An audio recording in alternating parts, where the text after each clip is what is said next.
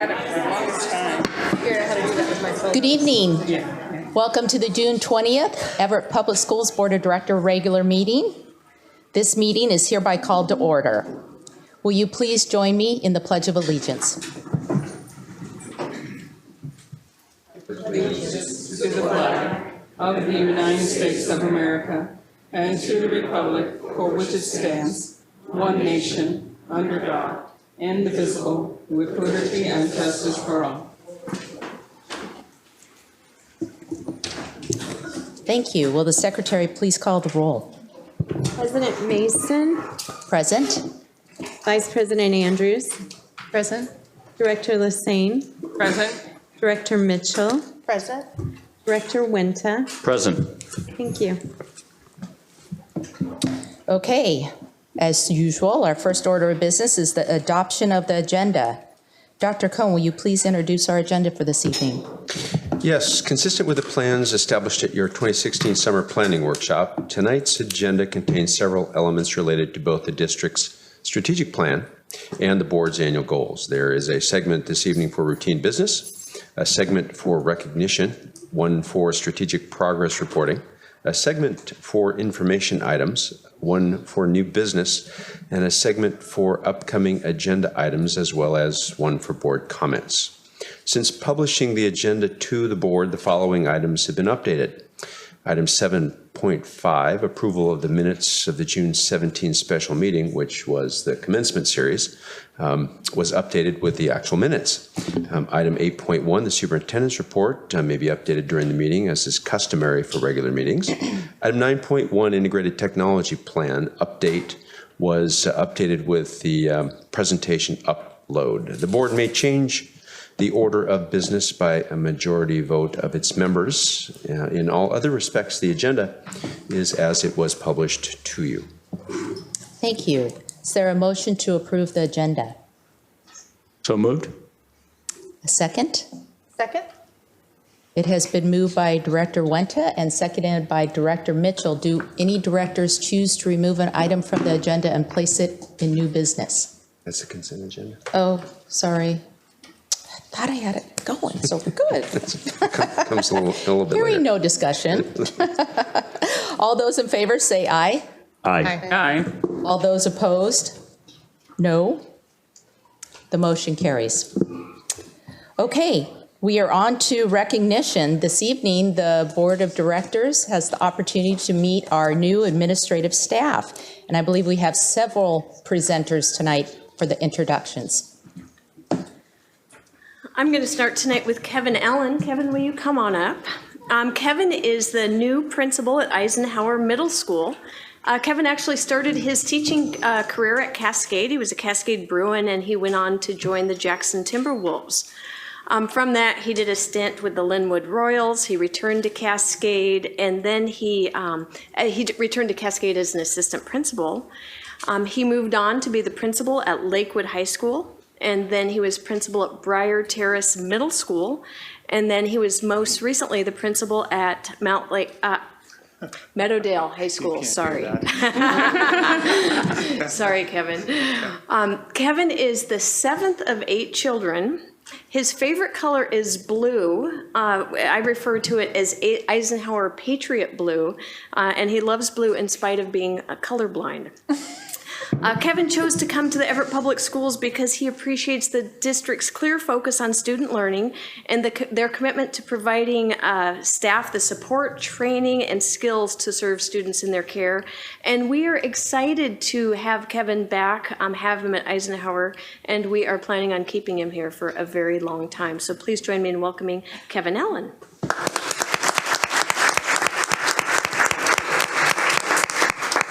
Thank you. I'm thrilled to come back to Everett after about a 12-year hiatus. This is where I started my career. Perhaps this is where I will end my career, but I'm very excited to come back to an organization that I truly appreciate the work that they do, and I'm excited to rejoin it. Thank you.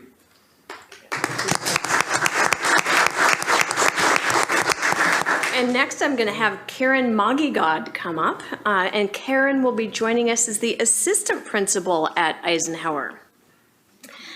Karen started her career as a Spanish teacher at Pasco High School, where she was a proud Bulldog. She moved to Issaquah High School, most recently acting as the Dean of Students for Issaquah. A unique thing about Karen is she had a personal tour of the Hanford Nuclear Reservation. Is that why you have such a glowing personality?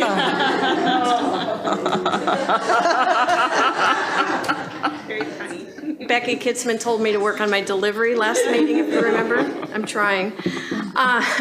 Karen's favorite color used to be green, but now it is Eisenhower Patriot blue and red, right? Yes. Yes. Karen chose to work for the Everett Public Schools because she shares and believes in the same values of passion, respect, integrity, diversity, equity, collaboration, and learning. She's been impressed by how tangible those values are demonstrated in the schools and among those who work here, and she is very excited to be a part of the Everett family. So I'm proud to introduce Karen Magigod as the new assistant principal of Eisenhower Middle School.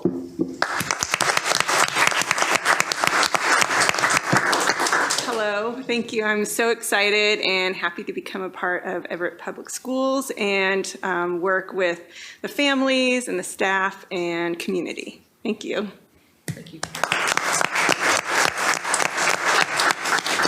Next, I'm going to invite up our own Heather Paddock, who is the new principal of Monroe Elementary School.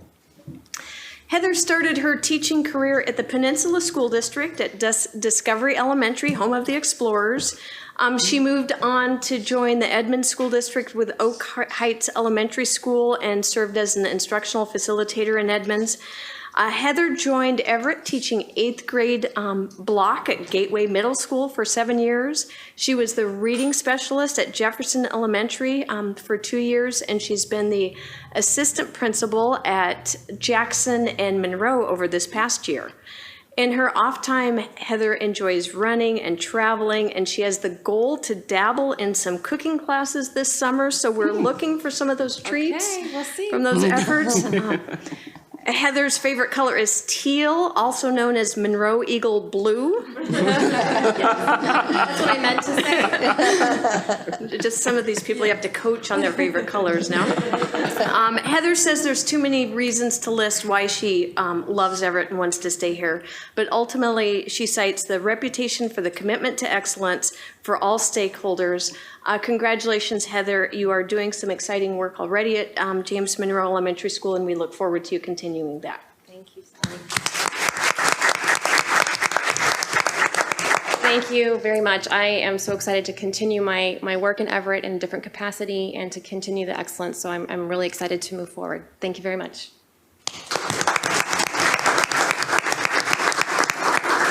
And next I'll call up Katie Stone, who will be joining Heather as Katie will be our assistant principal at James Monroe Elementary School and Jefferson. Katie comes to us from Lake Washington, where she was taught 3rd and 4th grade and was an interventionist at Emily Dickinson Elementary and was an administrative intern at Alexander Graham Bell Elementary School. When Katie's not working, she can be found on a lake kayaking or on a river fly fishing. I worry about Katie a little bit because she said her favorite colors are orange and blue, and that sounds kind of like Denver Bronco colors to me. It's not okay. But she assures me that she is a diehard Seahawks fan, and she spends lots of weekends cheering on the Hawks and is planning on another Super Bowl. Katie wanted to work in Everett because she's heard wonderful things about our district, saying Everett's known for strong collaboration, supportive communities, and amazing teachers. She's thrilled to be part of our district, and we're thrilled to have her. Welcome, Katie. We're excited to have you joining the Jefferson Chargers and the James Monroe Eagles.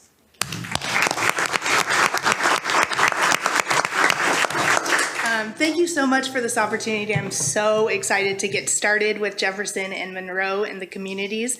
I have heard such amazing things about the collaboration and the way we really focus on inspiring students, and I can't wait to get started. So thank you.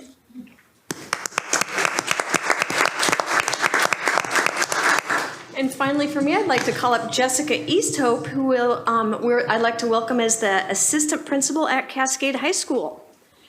Jessica just completed her 11th year at Mount Si High School, home of the Wildcats in the Snoqualmie Valley School District, where she's been a counselor.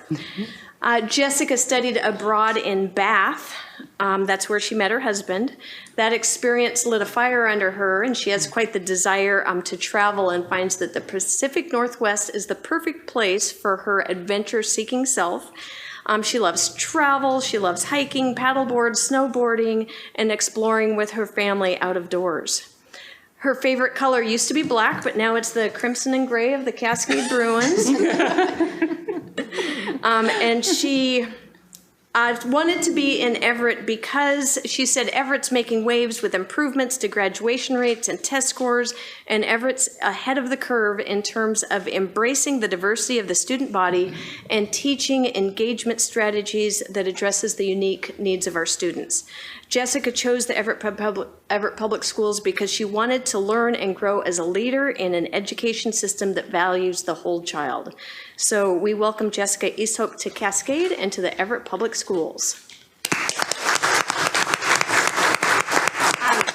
I'm so humbled to be standing in front of you all today and just extremely grateful for this opportunity. And I've already put in several transition days with the Cascade High School and the team and the students, and I've been able to witness the core values of Everett Public Schools carried out and lived out through each of the students and the staff. So I'm grateful and I'm excited to just join in the work of Everett Public Schools. Thank you.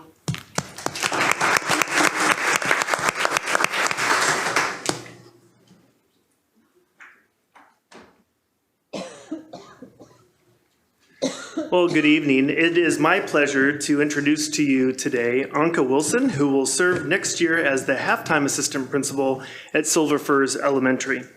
Anka has a wealth of experiences both in and out of the classroom and the education profession that she will bring to her role at Silver Firs. So I'd like to share a little bit about that wealth of experience that she has.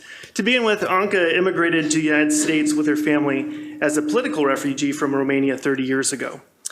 She became a U.S. citizen in 1992. Since that time, she's been hard at work building her education and serving others. And an extensive education she does have. She has earned a bachelor degree in fine arts from the Cornish College of the Arts with a major in classical music. She completed her French language and literature studies at the University of Washington while pursuing a master's degree in comparative literature.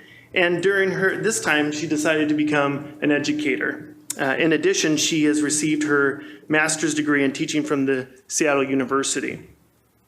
As an educator, Anka began her career at Holy Family School in White Center, serving for 14 years as a teacher in grades pre-K through 8th, and then later as an assistant principal. In 2013, she became principal at the St. Monica School on Mercer Island in the Seattle Archdiocese. She is trilingual and is a professional singer and flute player. She also enjoys playing the piano. Anka and her husband enjoy volunteering at their church and spending time as a family each summer at Lake Chelan, which they have been doing since their daughter was born 16 years ago. When I asked Anka why she chose Everett Public Schools as her next career experience, she shared that she was impressed by the district's commitment to diversity, academic improvement and excellence, the outstanding support we provide to teachers and administrators, and she was impressed by the warm and welcoming and professional climate of the district office staff. Welcome to Everett, Anka.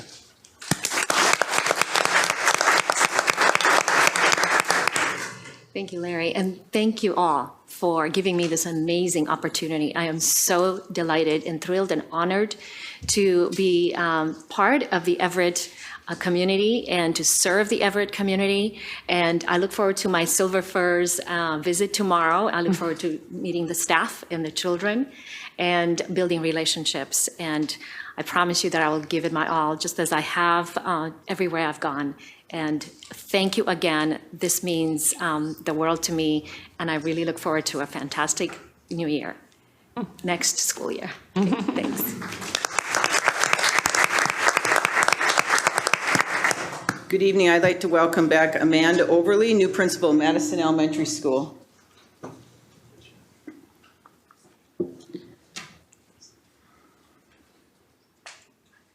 I know you're coming, Amanda. So during the last 3 years, you've heard in lots of board presentations about equal opportunity schools. So you've heard about EOS. So, well, if I had to create a nickname for Amanda Overly, the new principal at Madison, it would be EOS. Because if you looked at an Equal Opportunity Schools website, it says upgrading learning, closing gaps, transforming lives. And that is the exact work she did as soon as she took the job as assistant principal at Everett High School, where she was there for 2 years. And during those 2 years, Amanda immediately started connecting with students, and just in a short amount of time, she significantly closed the gaps as far as the number of students who were engaged in upper-level challenging high school classes. So Amanda, I want to say thank you for doing that, because she used every opportunity she could to ensure that all students had the opportunity to not only enroll but succeed in those challenging classes, and the results were significant. So prior to coming to Amanda, to Everett, where she found Everett on her honeymoon. And then she and her husband decided that they wanted to live here. So she attended school in Florida and earned degrees in biological and chemical sciences, a master's in environmental engineering sciences. She worked as a dean of students, assistant principal, curriculum writer, and science department chairs in secondary schools in Florida. After 2 years at Everett High, she left for a few months because her son became ill. She came back. I think she's going to delete our phone numbers from her cell phone. And she served as an interim assistant at Silver Lake, Heatherwood, and Eisenhower, and she's done great work at all those schools. Amanda loves animals. She always talks about her horses. In fact, her horse just arrived here about 3 weeks ago. And I said, we always talk about these horses. Do you ever ride the horse, or you just take care of the horse? She said, Joyce, I ride Paisley. So she does love horseback riding. And what you really need to know about Amanda is she has this great, great sense of humor. If you ever want to have a good belly laugh, spend 5 minutes around Amanda. So I asked Amanda, why are you joining Everett Public Schools again? And she said, I had lots of opportunities to work in the East Coast. And she said, I love the quality and caliber of the people here. I love the dedication, the district's dedication to students. But most of all, I really appreciate the focus that this district has on equity for all, their focus on social justice. She said, I see so many people on a daily basis just going out of their ways to remove barriers for kids. So I just want to say, Amanda, we are also excited that you've accepted the position as principal at Madison. I'm getting my schools mixed up, Madison. And we are going to do everything possible to support you and the staff and students at Madison. So welcome.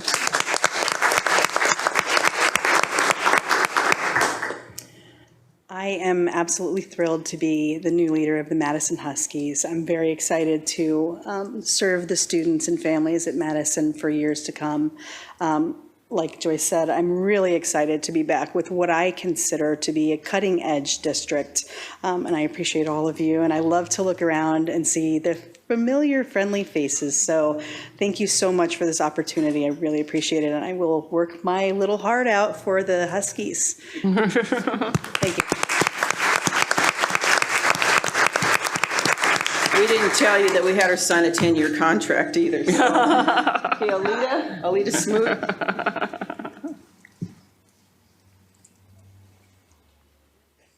So Alita Smoot is our new assistant, and she's going to be at Emerson and View Ridge Elementary Schools. So what you need to know about Alita, you've heard the phrase, go over the meadow and through the woods. Well, we didn't go over the meadow and through the woods. What we did is we went down Highway 99, Evergreen Way, we took a right on Holly, and we ended up at Mukilteo School District. And so Alita, what she's been doing is she's been a teacher on a special assignment. You've heard of ATOSA, and she's been working with K-12 math teachers, not just primary, elementary, but K-12, and that is a difficult task. And what she's been spending, especially the last couple years, doing is implementing new math instructional materials and working with teachers. So we're really happy to know that you're going to help us out with that here in both of those schools. So prior to that, she also served as a lab coordinator at Explorer Middle School, so she's bringing that middle school experiences with her.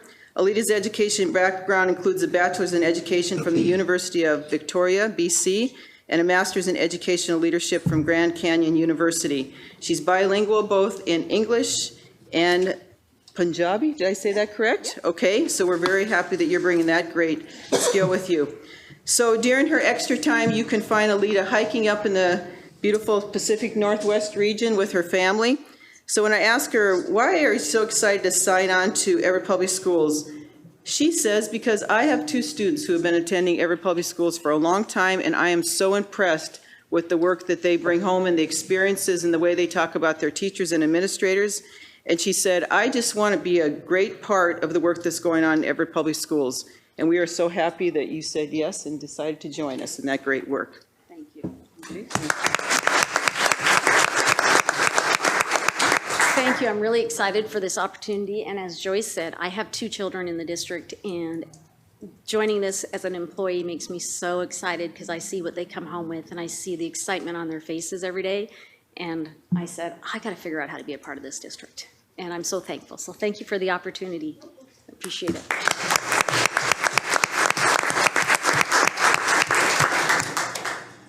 And I have the privilege of introducing two administrators. If I could have Nancy Brown come forward.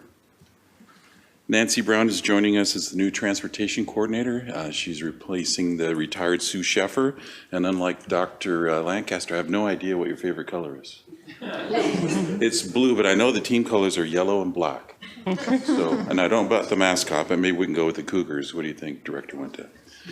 Anyway, if you imagine this, 7,000 students being picked up and taken home every day, 14,000 trips, you have a number of field trips going on in the mixture of that, and it pulls buses out of the system. Then you have activities and athletics. Good thing we have no traffic or gridlock in the area because it would make the job very complex. Nancy's been doing the job for us for 2 years. One of those is it was in a transition period where we thought we would look at see how routing worked at Durham. And so she was intimate with the Durham operations being there a year. And then we worked to actually bring it back and unify it within our transportation department. Before that, Nancy began her career in bus driving at Snohomish School District, so just across the trestle. She drove for up until 2010 when she became a certified router and trainer, and she's been routing ever since. She knows our software intimately, and she really is able to cover all of our bases over there.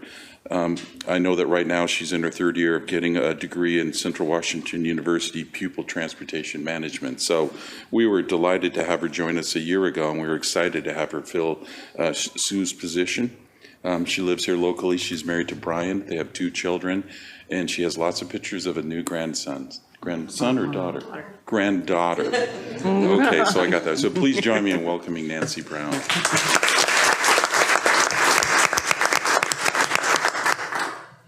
Thank you, and I'm very excited to be given this position and to have this opportunity. I'm really excited to move this department forward and be a member of this team. Thank you.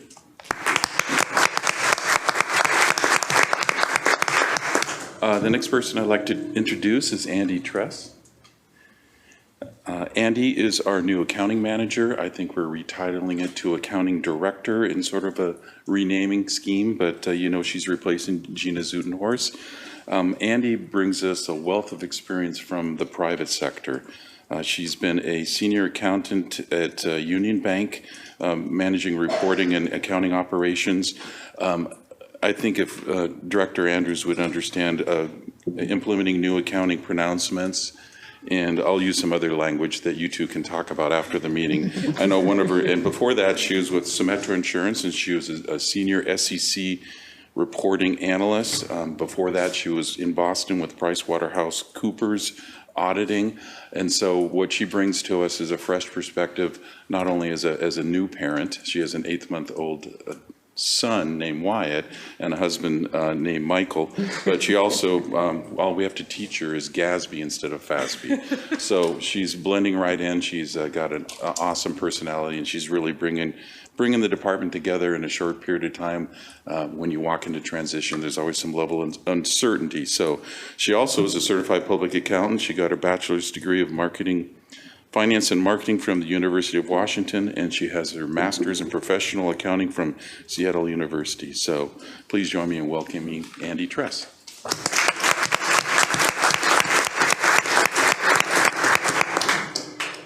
I'm just really grateful for the opportunity and excited to kind of help and serve the community and the students and the teachers here. And I look forward to bringing some efficiencies and making sure that we stay with a clean audit. No pressure. Yeah, no pressure. No pressure.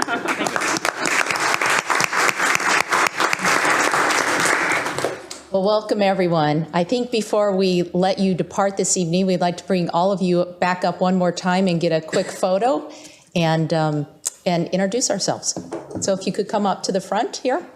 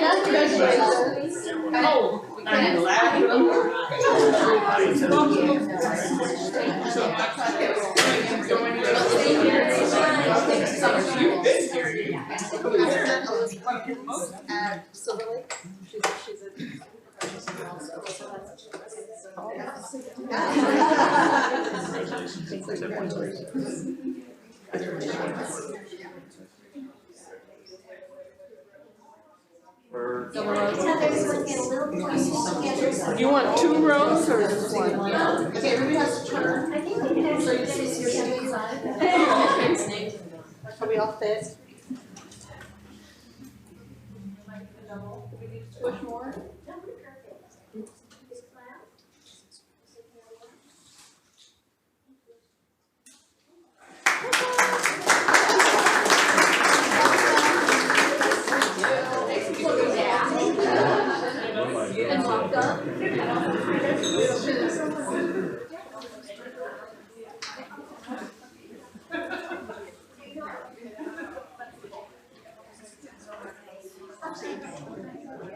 Yeah, it depends on what. We're just, yeah, exactly. You're lucky, yeah. I thought we were gonna get that little scan there. Those would have opened it, so if we run out that way, we can sneak out and sneak back in. Okay, our next order of business is public comments. The school board sets aside 2 times during each regular board meeting to hear from our constituents. We do this because we value input and want to hear and understand the perspectives you bring to the table. Dr. Cohn, do we have any requests for comments during this first public comment slot? Yes, we do. Okay. On behalf of the school board, I would like to welcome you to the meeting. School board meetings are designed to conduct district business in public. We welcome ideas and opinions presented in that same spirit. I would like to share how this portion of the meeting is conducted. The superintendent will call you to the podium to speak in the order which you signed up tonight. Each speaker has 3 minutes.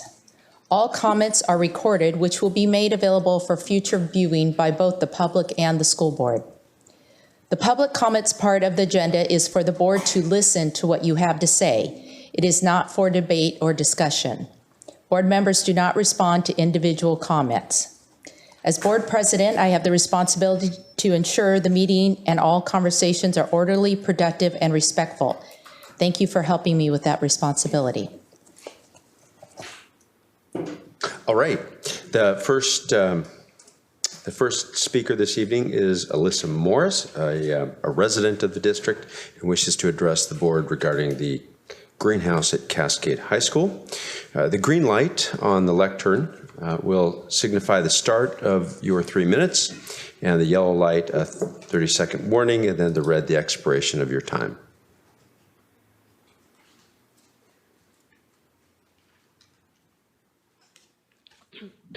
Hello, members of the school board. Myself and a fellow student from Cascade Senior High School are here to talk about the beloved greenhouse that is going to be torn down. This greenhouse was the culmination of 5 years of student ingenuity and hard work. Moreover, the aquaponics system was almost completed, and this system would have brought so much good to both Cascade High School and the community. This is why we are here today. Even though this decision has been made, that doesn't mean there shouldn't ever be a greenhouse again. Students are stuck in small chairs and cramped desks for almost 50 minutes per period, times six periods in a school day. That's pretty much five hours of just sitting, resulting in restlessness and a higher likelihood for students to be disengaged and uninterested in learning. So the ability to learn outside the classroom while simultaneously having fun with peers and learning about important scientific concepts is indispensable for students to thrive in school. While the greenhouse is going to be destroyed, that does not mean a new one should not be built. This time, the greenhouse can be built with the proper district-sanctioned safety guidelines to ensure student safety and the longevity of the greenhouse. Grant money was raised before, and it can be raised again. Furthermore, we could advocate for a bond that voters could vote for. I want the board to understand that even if the greenhouse is gone and the aquaponics system disassembled, that a desire and need for the greenhouse and the aquaponics system will never lessen. I just also wanted to say that I wish the students like me were able to get information about the greenhouse sooner.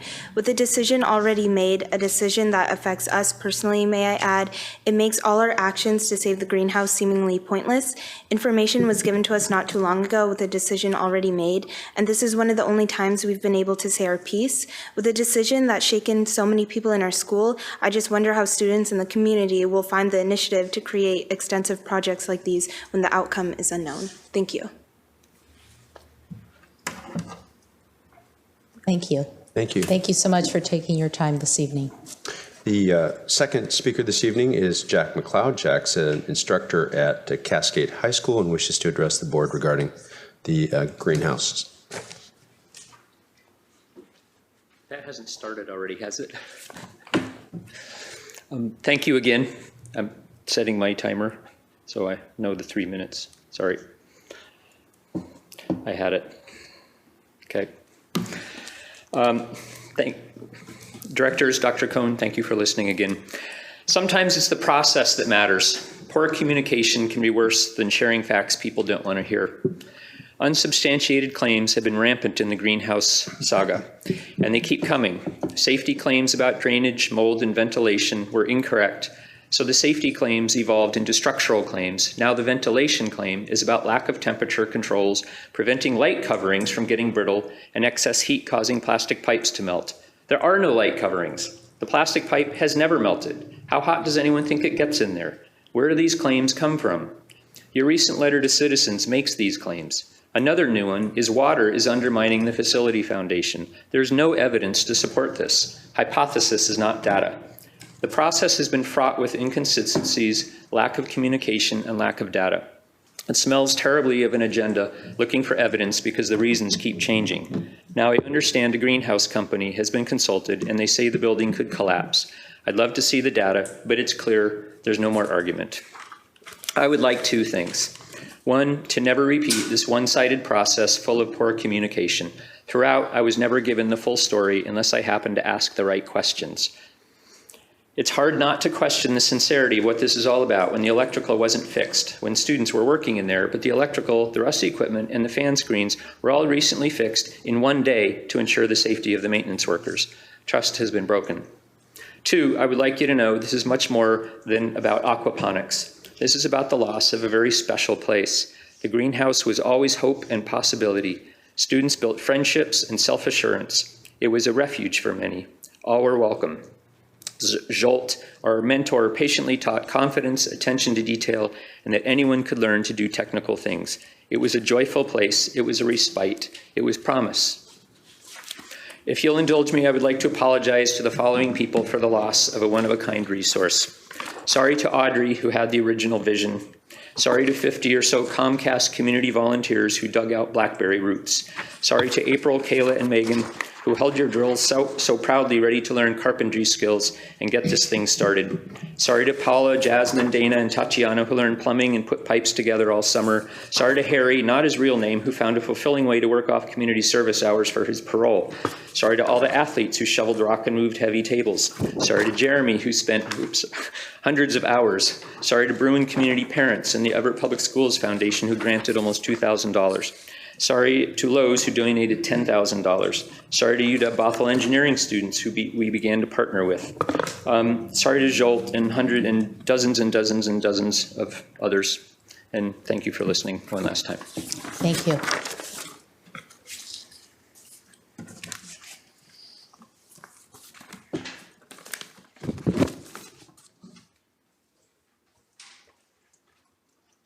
Do we have any additional public comments? We do not. Okay. Thank you again for coming and sharing your opinions with us tonight. We do greatly appreciate it. With that, we move to the consent agenda. Dr. Cohn, would you provide an introduction to the consent agenda, please? Certainly. The board's consent agenda contains repetitive business items. These include, for example, meeting minutes, personnel actions, expense vouchers, and recurring contracts.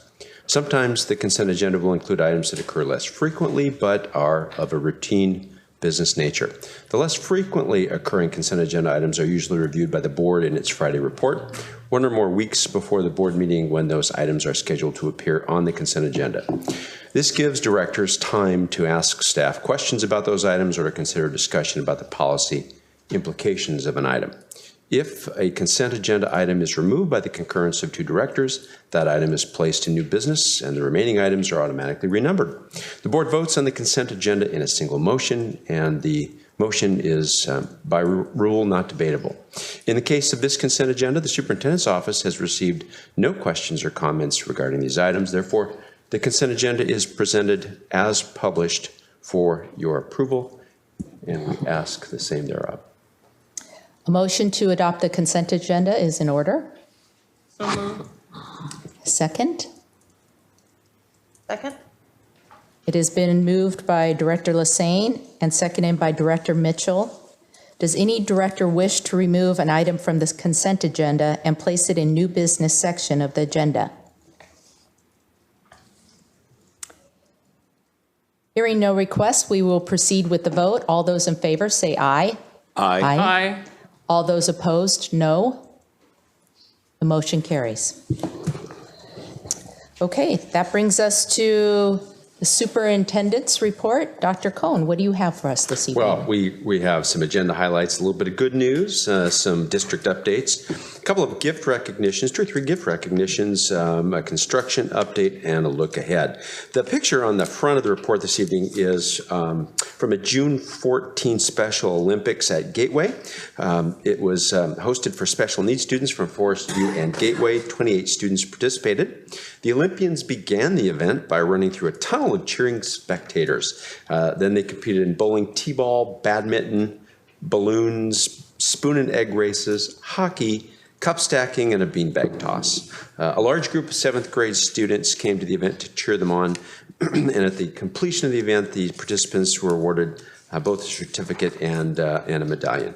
I want to tell you that I've been to this in the past. I had a conflict this year, but this is a wonderful event for the students who are participating, for the staff, for the parents, and for all the kids who help organize and make this thing work. If you get a chance next year, I encourage you to spend a few minutes enjoying the activities. Tonight, you're going to be provided an update on our recruitment, retention, and affirmative action activities, both with respect to certificated and classified staff. This is an annual update that we present to you. You're also going to hear an update on our integrated technology plan. You've heard a mid-year report, plus you received a report excuse me, on the selection of the student devices.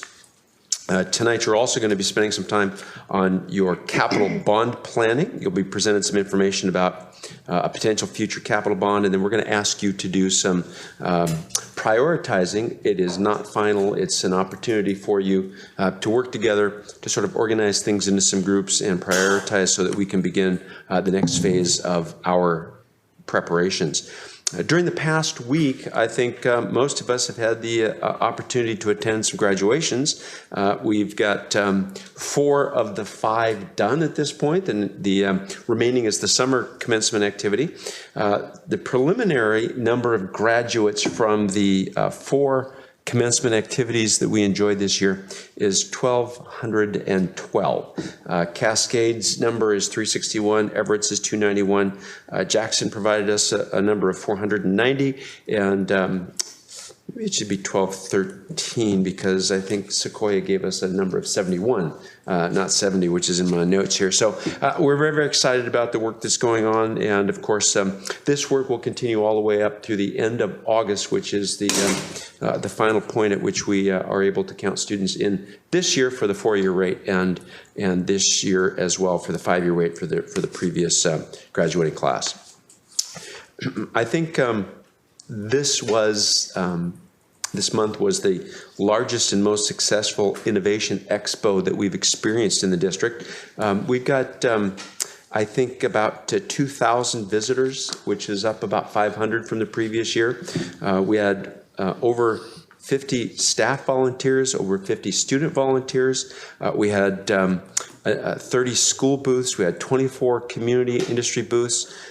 We had 200 competitors. I asked for a few examples of the results of the competition so that you could see what the results were for the three areas. The competition is a favorite event for a number of students and families.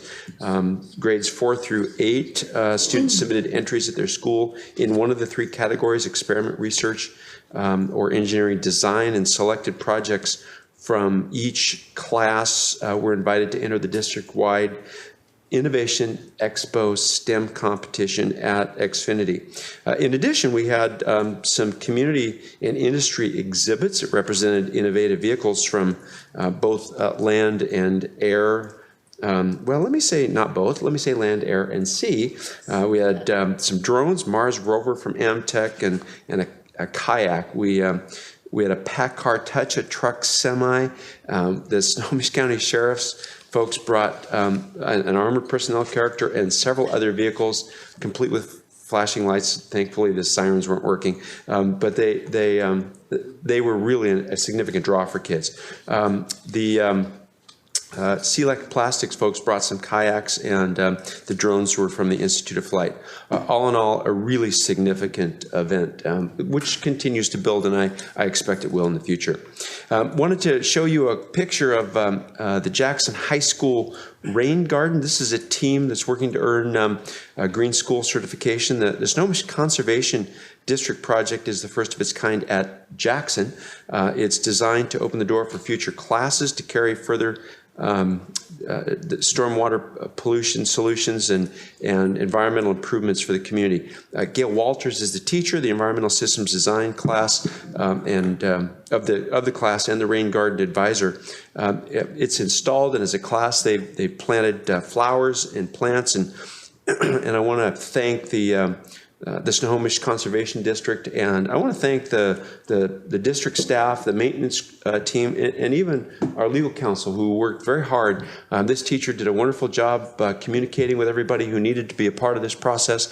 We developed a number of support mechanisms to get them through the process, and I happened to be there the day that the conservation folks were working with the students to plant the rain garden. So very proud of the work that they're doing, and hopefully we'll get some reports for you in the future of what's cooking with the rain garden at Jackson.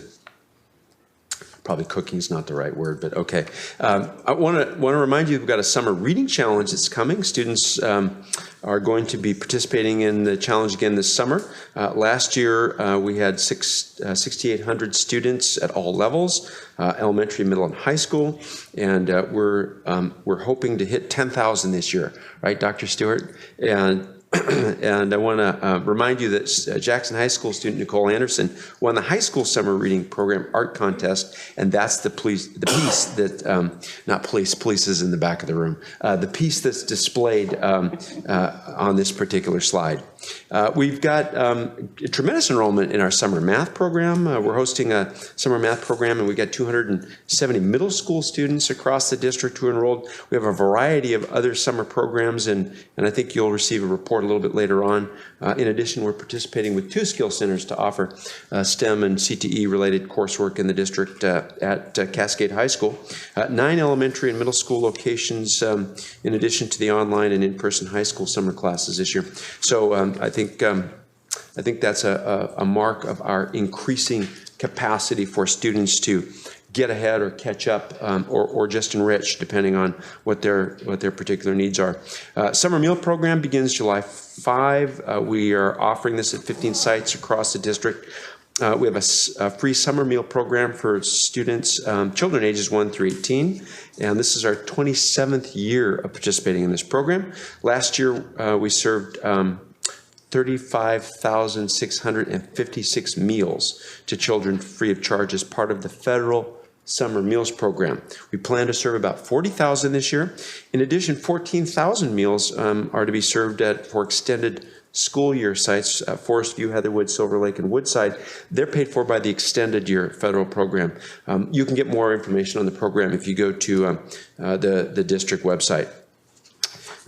Also, wanted to let you know that we are moving forward with the work at Cascade High School, and I want to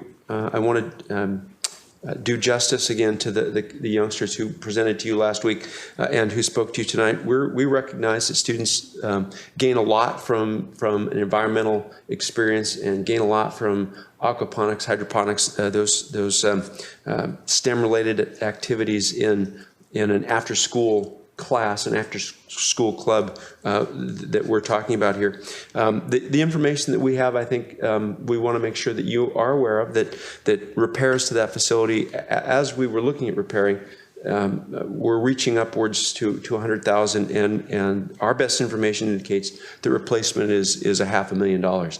So the Cascade administration is going to be working very closely, is working closely with students, and we'll be looking at different options for repositioning the aquaponics equipment that was installed in the greenhouse. And I want to make sure that we distinguish between the greenhouse and aquaponics. They really are two separate things. They're together right now, but aquaponics can be done in a different environment, in a different setting, in different scales, and in multiple places, I think, as you all are aware from the information that we've been sharing with you. We do appreciate all the support from the folks in the community for the project, and we'll look forward to a different mechanism for that type of an activity in the future. I want to thank the Safeway and Albertsons folks for donating $5,000 for Chromebooks at Cedarwood. That's one of the gifts that you've approved this evening. We also want to thank the Cedarwood PTA. They've donated $16,000 for the purchase and installation of a sound reinforcement system that serves the cafeteria stage and gymnasium at Cedarwood Elementary School. Also would like to thank the Everett Blue and Gold Club for a donation of $14,153 to support the Everett High School football team to attend summer camp and a variety of other academics and activities for which a specialized account at Everett High will receive some funds. Also want to update you, the elementary school number 18 is in the design, I should say the design phase is nearly complete. And I believe that we are in the process of submitting, or we've submitted our permit. Am I correct, Mike? Got the permit submitted?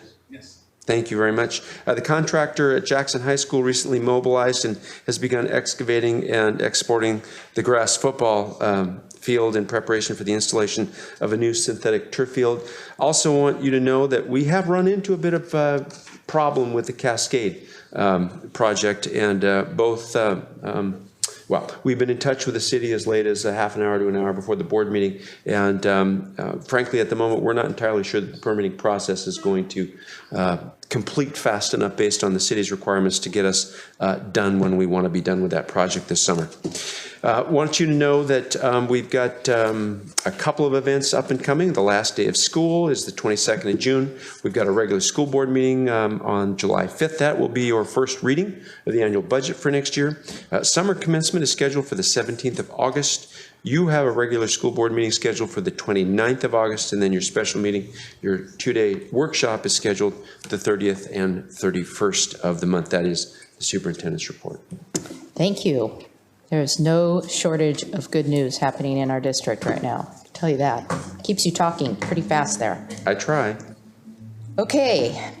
I think, let's see, we are on to section 9.0, strategic progress monitoring, and Brian Beckley and the technology team, I think, are going to give us an integrated technology plan update.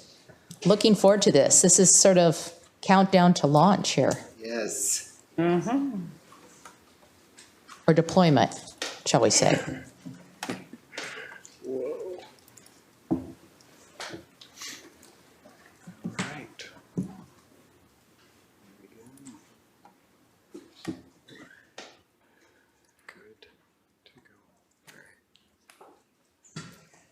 Well, good evening, and we are very excited to be back with you again today. This is our fourth time presenting to the board, and we are very excited to be with you tonight to share the kind of year in review of our first year of the Integrated Technology Plan. And there's lots to get to, and joining me and sharing this exciting information and our work ahead is our directors. Again, you'll hear from each of them throughout the presentation, but Ken Toyne, who is the director of our network team, Scott Jenkins from the customer service and technology team is here, and then Joanne Budewig from the learning management services team will each come up and share a piece of the update for the board. So we're excited to have some time with you here tonight and an opportunity to answer questions at the end. And so just touching briefly as we get started, really the focus and the purpose of tonight is to review the Integrated Technology Plan in its first year, the first of a 6-year technology plan, a look ahead a little bit to what's in store over the summer and into next year, and highlighting our next steps. Our strategic plan is a broad brushstroke across our district and its impacts across the system. The Integrated Technology Plan you will see referenced throughout the presentation by the icons, and you will see where each of the steps in the process fall for our Integrated Technology Plan. And we have shared in depth with you previously about each of these goal areas, and we'll highlight progress in each of these goal areas as we go through the presentation. One of the attachments we included in board docs is the 11-step implementation process. And this is the same format we used in February when we presented to you. So we have it as a separate attachment so you can kind of have that as a reference as we go through each of these 11 steps. And we've organized the presentation to sort of highlight not on the Integrated Technology Plan, but the progress on the implementation process, because that's really the focus of our work. And so as we go through each of those steps and reflect, we'll talk about progress on each of those steps. So with that, I will turn this over to Joanne. Good evening. I'm excited about the action steps in our planning, and a lot of this has started around that kind of getting ready to launch phase. And so we have last year revised and continued to highlight our digital platforms in our adoption of new curriculum. And so we are engaged early in that process, aligning to other systems and tools, how we can onboard new curriculum. And so we've had several this year where our teams have been coordinating with curriculum and assessment in order to make sure that our digital platforms launch with our consumable resources as well. In addition, we've had 2 new policies this year, which really came out of this new digital age, and some refinement to our adoption of instructional and supplemental materials, as well as our student use and access that's been a policy that's been influenced by our one-to-one launch, revising our standards for the concept of going home with the device, not only having it locally. And so we've, in Policy 6550, it's led to the formation under Brian Beckley's leadership of the data governance team, which is a cross-representation from different departments throughout the district to speak to security and privacy and protocols and systems. 2125, which is a policy we're working procedures through for the web resources that are beyond our adopted curriculum that are out in the schools, and assuring data security and privacy protocols are followed with those resources as well. 2311, we've done some revision to better ask our vendors to give us information about their digital platform and the requirements for running their programs. And 3245, so it now includes the Student Technology Use Agreement. And part of that work is also refining our students and our staff's understanding of digital citizenship. So we had launched with our librarians a spring single theme of the digital footprint.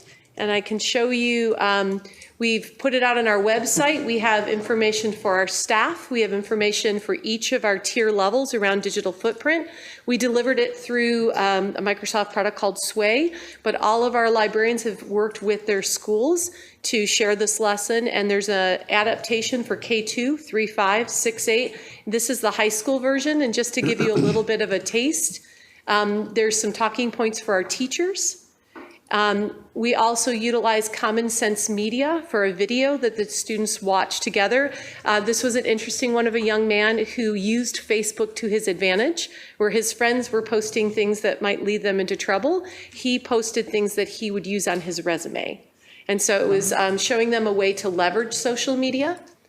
And then there was a series of questions for dialogue and discussion in the classroom.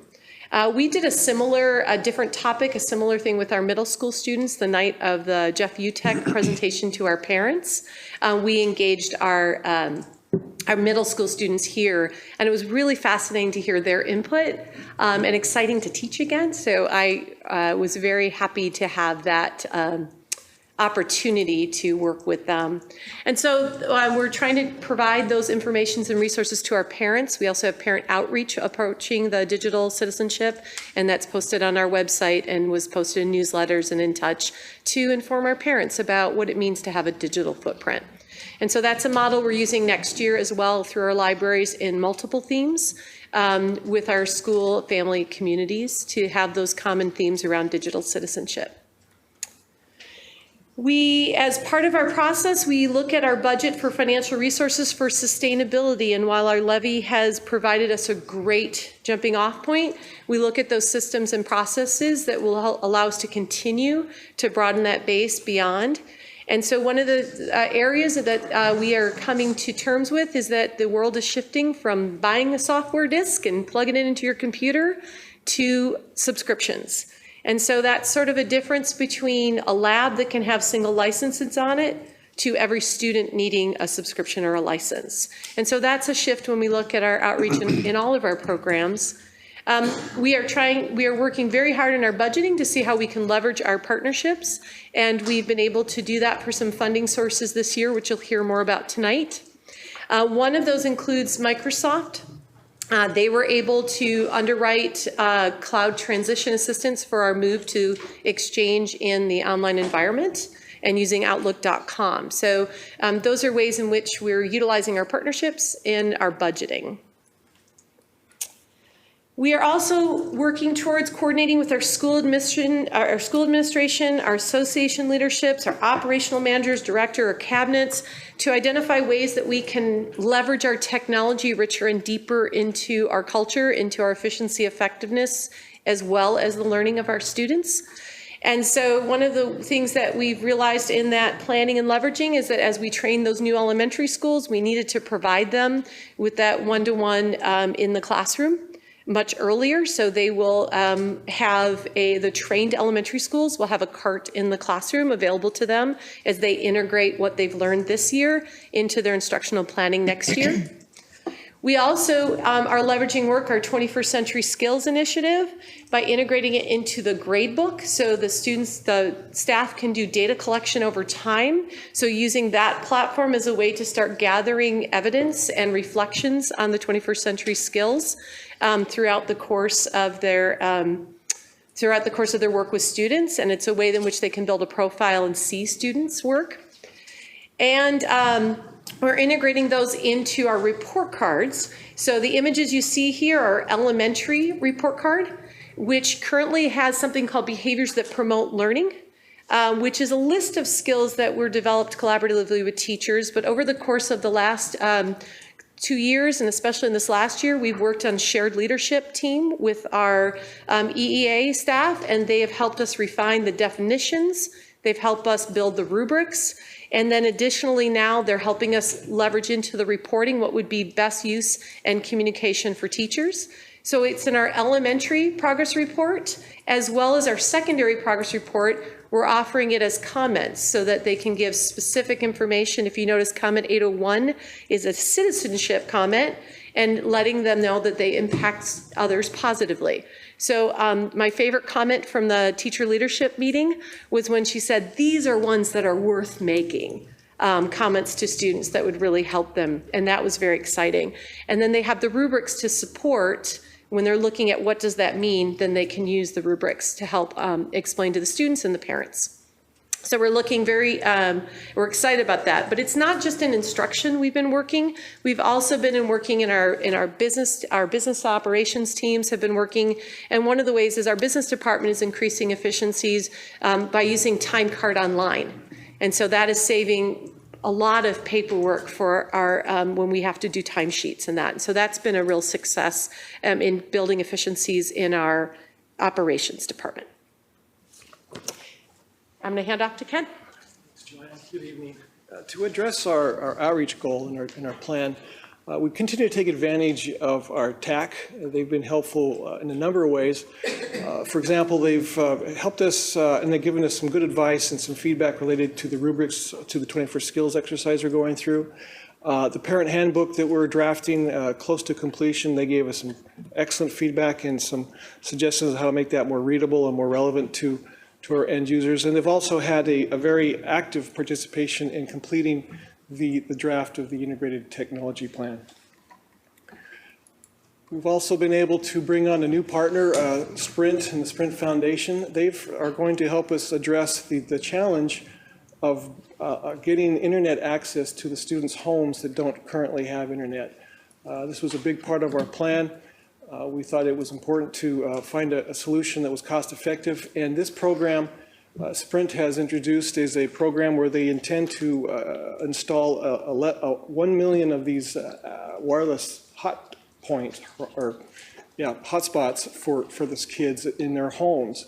We were able to apply for that program. They awarded us a 5-year program where this year we're going to roll out approximately 360 of these for the high school students, and as the program ages out, we're looking at potentially 1,657 of these devices in homes, again, to facilitate access to the internet from home.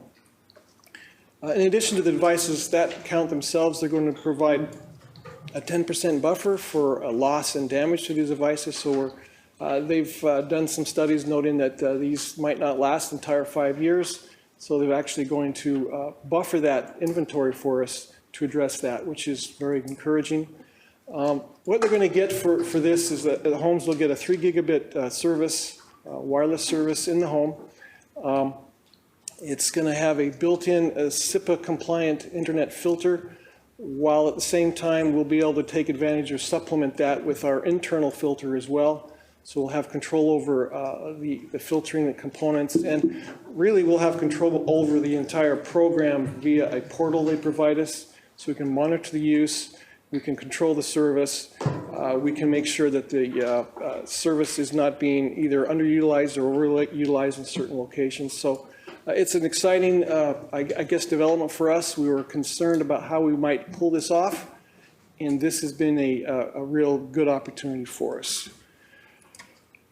So from a robust infrastructure perspective, we have, as you've heard, we're not able to get a contract for a comprehensive upgrade to our Wi-Fi updates, but we've been able to roll back the scope specifically for Sequoia and Everett High. And so we are confident that we're going to be able to address the Wi-Fi upgrades at those 2 locations.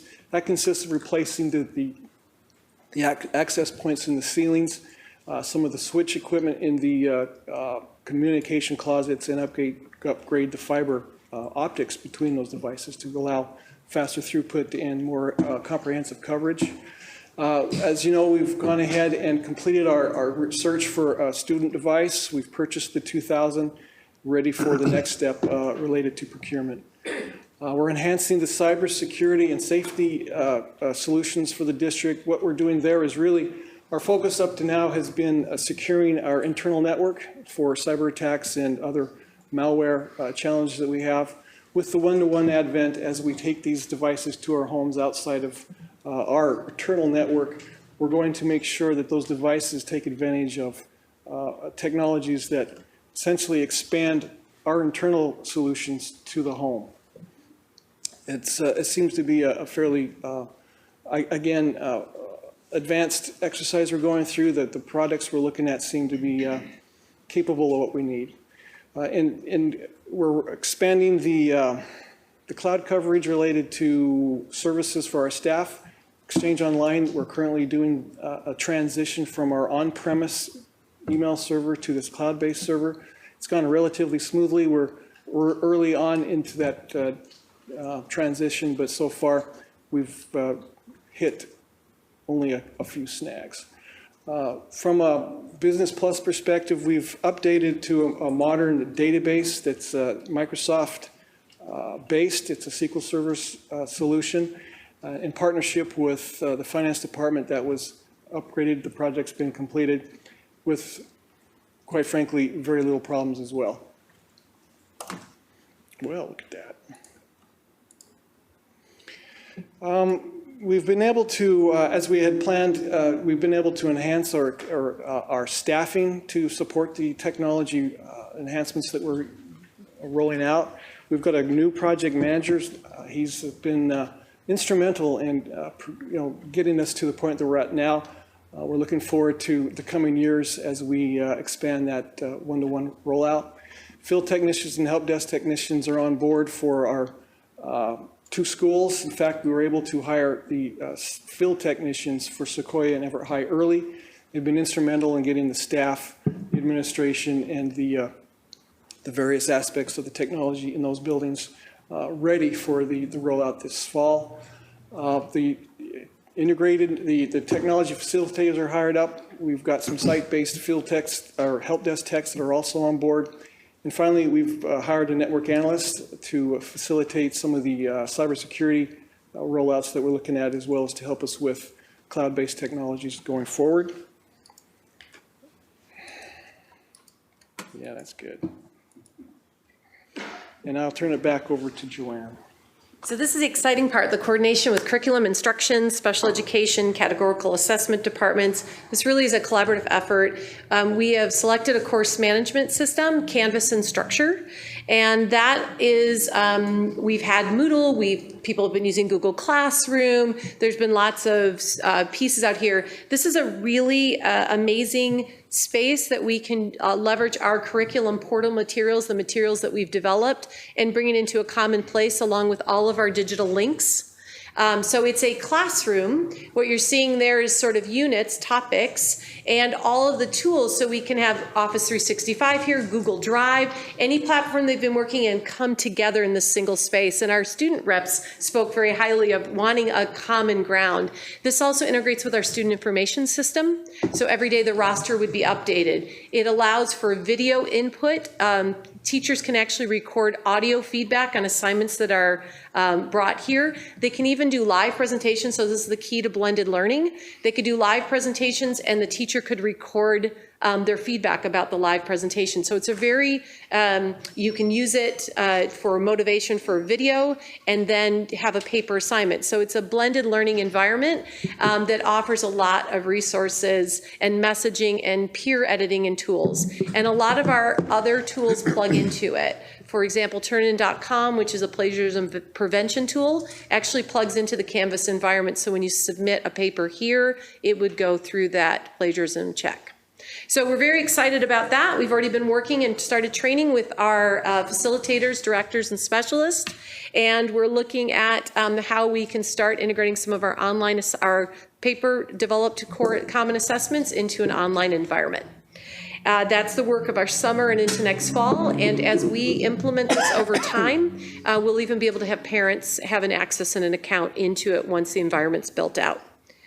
The other piece is that we are excited to launch our elementary staffs into our gradebook. We hosted a pilot. Again, we've been working with our teachers at 4 pilot schools. They've given us an amazing amount of feedback for what does a gradebook, standards-based gradebook look like in an elementary school and how does that assist them. From their feedback, we're launching into next year that all of our elementary schools could utilize the feedback, and they will create their elementary progress report using our Pinnacle Gradebook tool, which is the same tool we use 612. As that implementation happens, our parents, again, will be able to have views into their students' progress over time. And then as we look at through that piece, and we're trying to build out our technology proficiency across the organization, we've been able to have online and on-site trainings across all work groups. And we are operating also with our operational department heads and different groups called Train the Trainer. So as our trainers train food service staff, we're working with the people building those trainings on how to leverage our digital platforms. So we have our student data team has created a course in atomic learning that's helping launch the upgrade of our student information system. So they're learning how to use the platform to support their training of our staff in the offices. Our food services have been using Mix to create videos on how to prepare new dishes and to put them into a training environment as well as directly training them in productivity tools, how they can better leverage Office 365 or Outlook. We've been working with food service and maintenance pretty heavily, but we've actually worked with with all department heads and starting to arrange those trainings for their staff. So it's very exciting. Atomic Learning, we're able to build out our own courses. And so that's where our gradebook, elementary gradebook has support materials there, as well as our upgrade for eSchool. And as we get to transform our plan with our shared leadership teams for the teacher's ability to reach proficiency and distinguished levels, we've had our trainings with Eduro Learning this year, again arranged by our shared leadership team. This was the plan to launch school by school. We've had 5 schools, which was 285 staff over 4 sessions. We've also added tech roundtables for people who just want to independently engage. And we were able to enable Google Hangouts and Skype for staff. Our librarians have already started having Friday PLCs with each other, leveraging out the Skype tool and Google Hangouts. And then this was a note from one of our teachers who attended a roundtable, learned about Skype, and immediately put it into practice to try out how it would work. So we're really excited about their interest in coming together and sharing ideas across groups and asking for more professional development. So yearly we annually review what our plans are for that year, and we make adjustments where necessary. This year, our adjustments were surrounding the devices. So we had scheduled to upgrade the computer labs, K-8, K-12, and so the K-8 this year, the space, the feedback gave us the impetus to go to mobility. And so we have, through the pricing, we're able to get two Chromebook carts instead of replacing the 32 desktops in the computer labs. So each elementary school will be getting 2 Chromebook carts. Middle schools we provided 2 labs, so they get 4 carts. High schools going 1-to-1 already at Sequoia and Everett High. Next year at Cascade and Jackson, so we'll just kind of keep them status until next year. We were able to adjust plans to allocate Chromebooks for the 3 elementary schools that went through the training this year, because we're replacing all of the 4,000 plus Chromebook carts we bought for the SBA testing. So instead of replacing those, just leaving them, we're reallocating them to the 1-to-1 for the classrooms for those schools. Because of Ken mentioned earlier about the Sprint grant for the home access for the high schools, we're now able to focus for the middle school home access as our next big step. And working, as Ken mentioned before, on the life cycle for the Wi-Fi equipment, specifically at Everett High and Sequoia. I think we mentioned this year already, this is pre-deployment planning, now going into pre-deployment deploying this summer. So the Student 1-1 platform, it's provisioning and deploying those tablet devices for Everett High and for Sequoia. The Chromebook carts I just mentioned will be all provisioned and deployed out to the middle schools and elementary schools, as well as taking those current ones, relabeling them and moving them to those elementary schools, and making sure that those 3 schools at Garfield, Lowell, and Monroe are all set and ready to go. Again, the labs will replace the Chromebook carts, and then we'll begin purchasing, when that's all done, we take a breath, for the 1-to-1 computers for the next high schools. The plans aren't just with hardware, but we'll be deploying and upgrading some of our software as well. The system upgrades for eSchool Plus, for Gradebook, and for the Blackboard all revolve around enhanced mobility. So for the eSchool Plus, it's better browser access. The Gradebook upgrade will be better mobile access as well for phones and for tablets. And the Blackboard 5i app will be working with the communication department to better provide district information, again, on tablets and phones for the staff as well. I think we're all excited about the tiered filtering for students. So as they move toward elementary to high school, we'll be able to give them more enhanced access to better meet their needs instructionally and to be able to do research and everything they need on those devices. We'll continue to provide access for the Wi-Fi network. Office 365, we'll be moving toward that with students this year. In the fall, we'll move into that space with students, and over the year, we'll start working with students on email access as well. Windows 10 upgrade across the district. That's going to start here at the CRC in the next month or so, and then we'll move out to the schools. Over the fall, we'll be doing 2 elementary schools a week, and then in the middle schools, we'll be doing that over the winter period as well. And when we do the Windows 10 upgrades, we don't just upgrade the computers. We spend a week at the school before the upgrade. We make sure everything's set, ready to go. The staff's ready. We do the upgrade. Then we're there after the upgrade to make sure everybody can print and everything's ready to go. So big upgrades like that, it's a lot of hand-holding with them.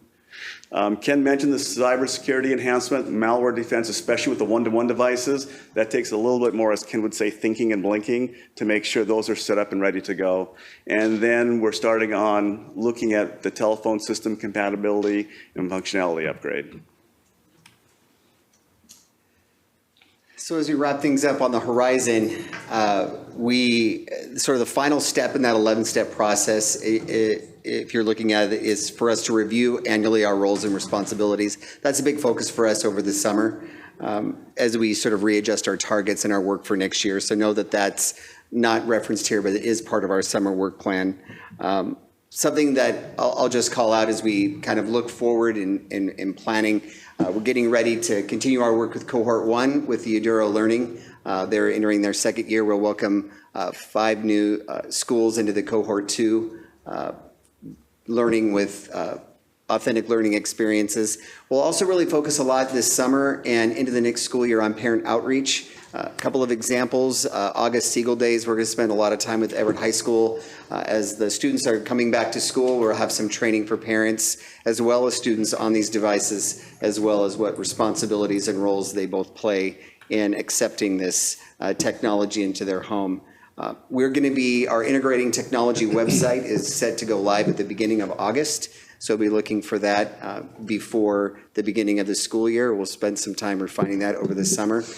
Just for your reference, the student device deployment schedule is set for the first full week of school will be Everett High School. It'll take us several days to work through that. The model will be a person from Scott's team and a person from Joanne's team partnered together in English classes, and as students go through their schedule, we're working with administration on going through that training. So they not only know how to use the device, but they will get the training on access and getting it checked out to them. Sequoia is a little different. We're going to do that on one day, on September 18th, at the end of their intake. And we're working closely with administration on those 2 plans for deployment. So they look a little bit different, but the goal is by that end of that last full week of school, all of our Everett High School students at Everett and Sequoia High School will have their devices. And we're also working with Kelly on the plan for Port Gardner, because that's a little unique in what that will look like for rollout. So in summary, we reviewed the plan and look ahead at what year 2 is going to look like and some of our next steps. And so we appreciate your time and are available for questions. I know we ran over. There was a lot to cover. Thank you. That was a lot of information, a lot of detail. Bit overwhelming. Yes. Directors, do you have any questions for the team here? Great presentation. Great. I mean, it's exciting to watch this come to fruition. I guess a couple questions and comments. I mean, and what have been the surprises in year 1? Surprises. Wow, there continually is surprises every day. That's a tough one to answer. Probably from my perspective, the biggest surprise has been, and I guess it shouldn't be a surprise, but the engagement and the excitement that the students have, and almost from the staff side, it's a little more apprehension, and on the student side, it's a little more excitement. And I think that in working with our stakeholders. Sort of watching those two worlds come together, I think, has been exciting to watch. But I think our students are really appreciative and exciting for the opportunity that the voters have given them to be able to have this technology and level that playing field, and to watch kids' expression about, oh my, not having had access at home or the availability of technology and being able to do that has been a pleasant surprise, I would say. Yes. There are many to list, but that's probably the most gratifying. And then one last question.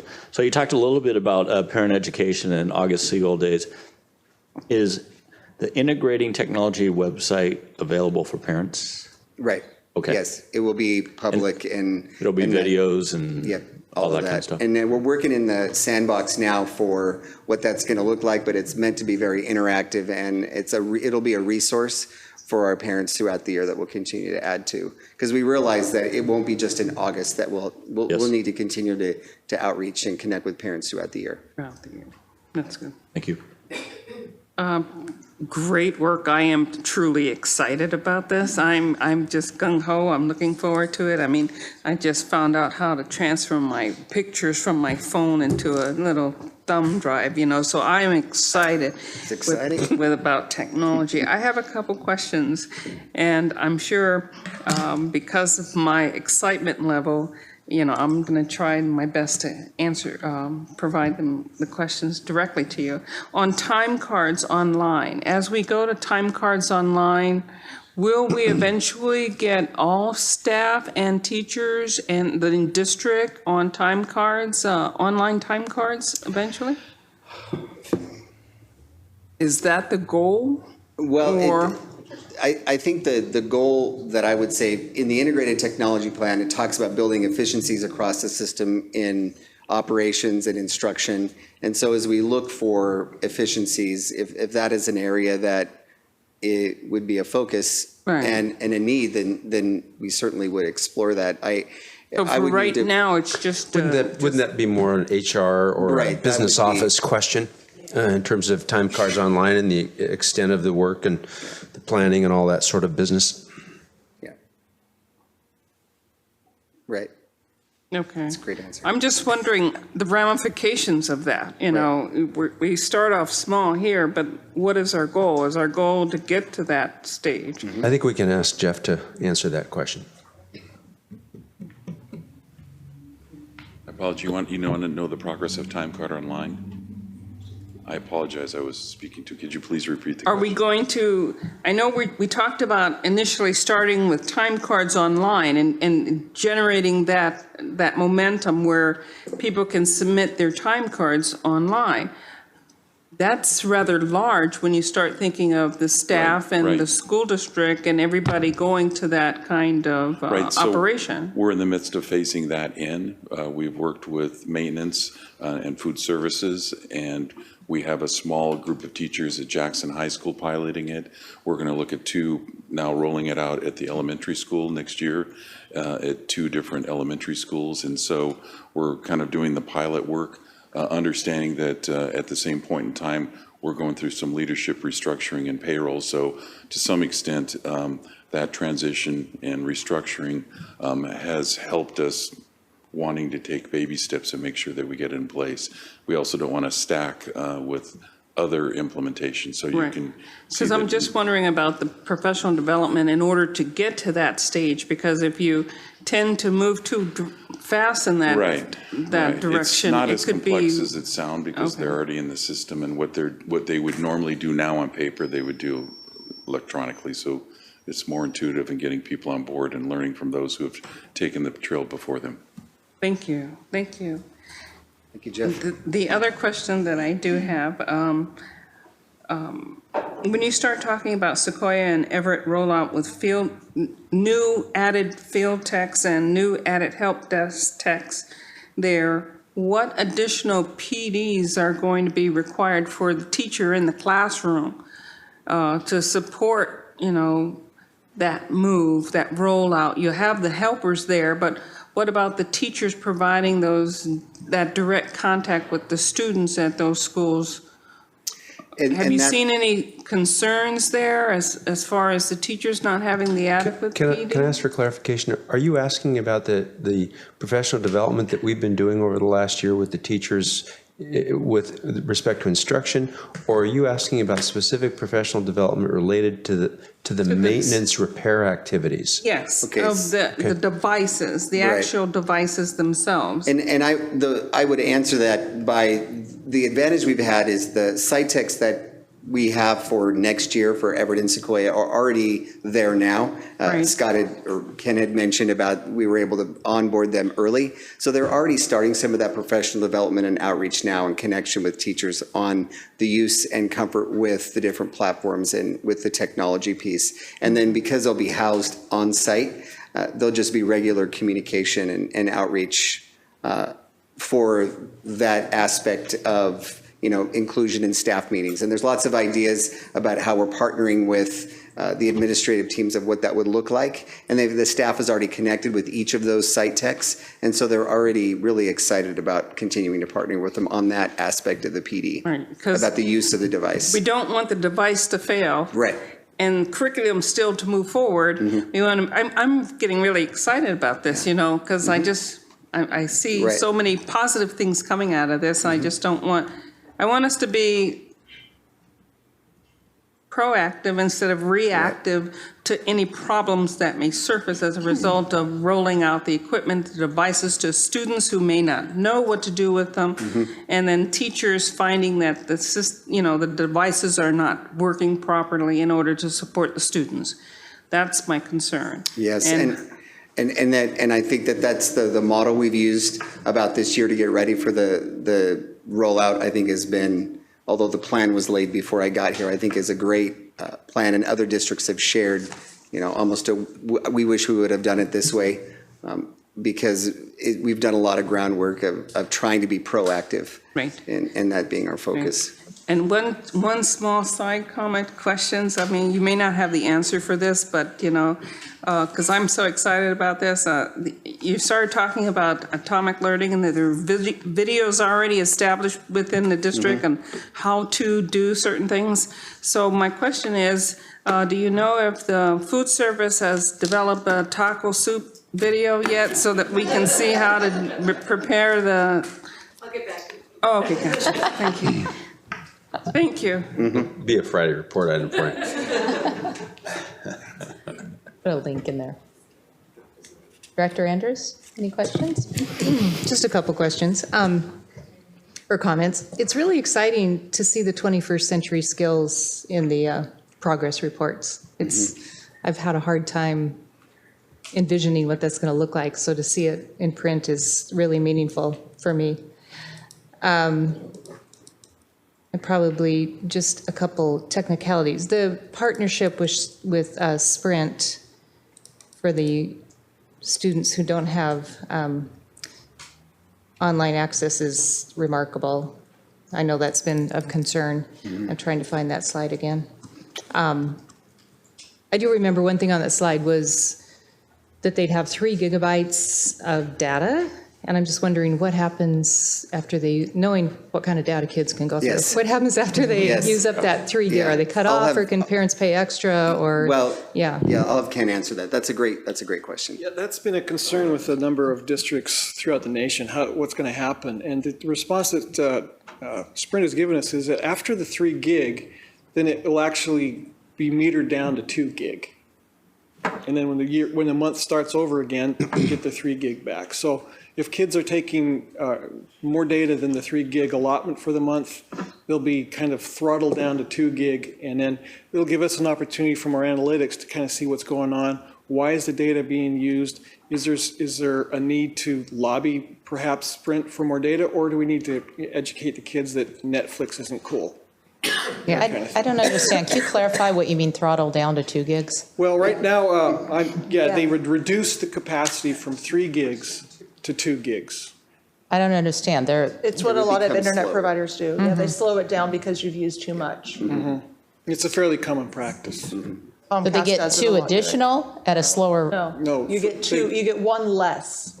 So you go So you go slower. over with 3 and then they give you less? And That then doesn't they- seem intuitive to me. Yeah, they're encouraging you to stay within the 3 gigabit limit. Of is high what they're speed. doing. Well, what happens if you have 2 or more kids at home at the same high school? I mean, you may have, twins or That's a great triplets in the question. family. That's a great question. Each kid is going to have their own account, so what we understand from the program is they're going to track individual use versus aggregated use. And is the hotspot located at the home, or are they just Yes, they would locating them take the regionally? hotspot And home, and they would be in their Device home they carry with them. physically. Oh, they carry it with them? Oh, Don't they? It's a device they take with them? Yes, they would Oh, take I it home see. and place Oh. it strategically in their home so they get good Wi-Fi And coverage. do we expect with normal education practices, any YouTube videos, any other things, that most students should stay within the 3? That's the study, again, that's been our experience, and Sprint as well, in their studies have determined that 3 gigs should be a reasonable amount of throughput, reasonable amount of data for that. Now, Because streaming we'll know that. services are a lot more. Understood. And those would be the exception, but for normal educational purposes, most of our kids should be fine, is what we're Yes. expecting. Yes, that's what we're expecting. This is the home access, not Yeah. school access. Oh, yeah. Right. But it's the homework that, yeah, no, for a big documentary for 9th grade English, that was a whole lot of videos, a whole lot of streaming that was on our bandwidth. I think there's an underlying question that maybe hasn't been asked, and that's whether or not anybody's going to get any surprise bills because of use. Right, and we were really, when we read through the agreement, when we were awarded the grant, that was important to us, that there wasn't hidden charges or any of those things. And that was what happens, that was our question about what happens when the 3 gig, when they've run over, are they going to get charged a fee? Because that was important to us that not be the case. And the assurance that they would not, and in, worst case scenario would be the reduction of their speed was important to us. And we made sure to clarify that in our agreement So for with the them. students that have at home Frontier or Comcast, I think those are the 2 providers in this area, have we investigated if they have, while it could be practiced that if you use too much, but that a family won't see a FiOS or Comcast bill go up? Right. That's also a great question. Unfortunately, Sprint, we won't have access to these devices until, I think, the first or second week of August. And so we're going to pilot that with some of our summer school students or some students that are going to be able to take it home. And we just be able to get that Did we ask the question feedback. of Frontier or Comcast? I'm not sure, Ken, did we? Because it would be I wouldn't need a Wi-Fi hotspot if my daughter were to bring something home, but if suddenly Frontier sent us a bigger bill. Yeah, it's frankly, the hotspot that we're providing is solely a Sprint device. For kids that don't have hotspots at home. Exactly. So my question is, for the kids that have Wi-Fi at home, I don't think for Frontier, we pay more no matter what we use. Oh, right. And so it was a question about the surprise bill. I see. If we're That's sending a very good devices home question. and now they're using more bandwidth, do Frontier or Comcast have? Just as an, It's a complimentary question, yes. We can certainly query them on what that implication might be for I can't imagine it is, but. I think the question to understand is, do they offer plans that are pay-as-you-go on how much you use versus unlimited access, which Yeah, in our I home we think they- have? I think they do, And but we so how would a student's usage at home impact that? We'll find So out. something to research, Yeah. I guess. That makes sense. Yeah. And if So- another question I have, piggyback on that. If kids are working, repeat this again, because I think you said it is per the device or per the student. If kids are working on a project in one student's home, and there are 2 or 3 kids with the same device, their use of Wi-Fi would come off of their account, not any of the other kids' accounts, That's or our the home understanding that of they're the in. program. Are We'll know the a lot devices more. mobile?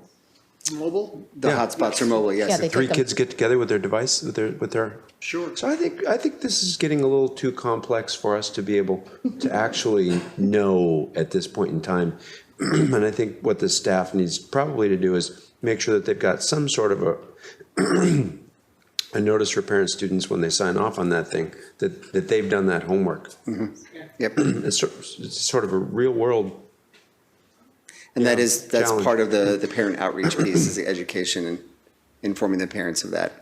Well, I know this team is back with another update in the fall after deployment. So given the time constraints we have tonight and a particularly long meeting, I would like to suggest that if directors have further questions, that you email the team directly, and perhaps it's something that can be dropped in the Friday report for everyone to view. Great.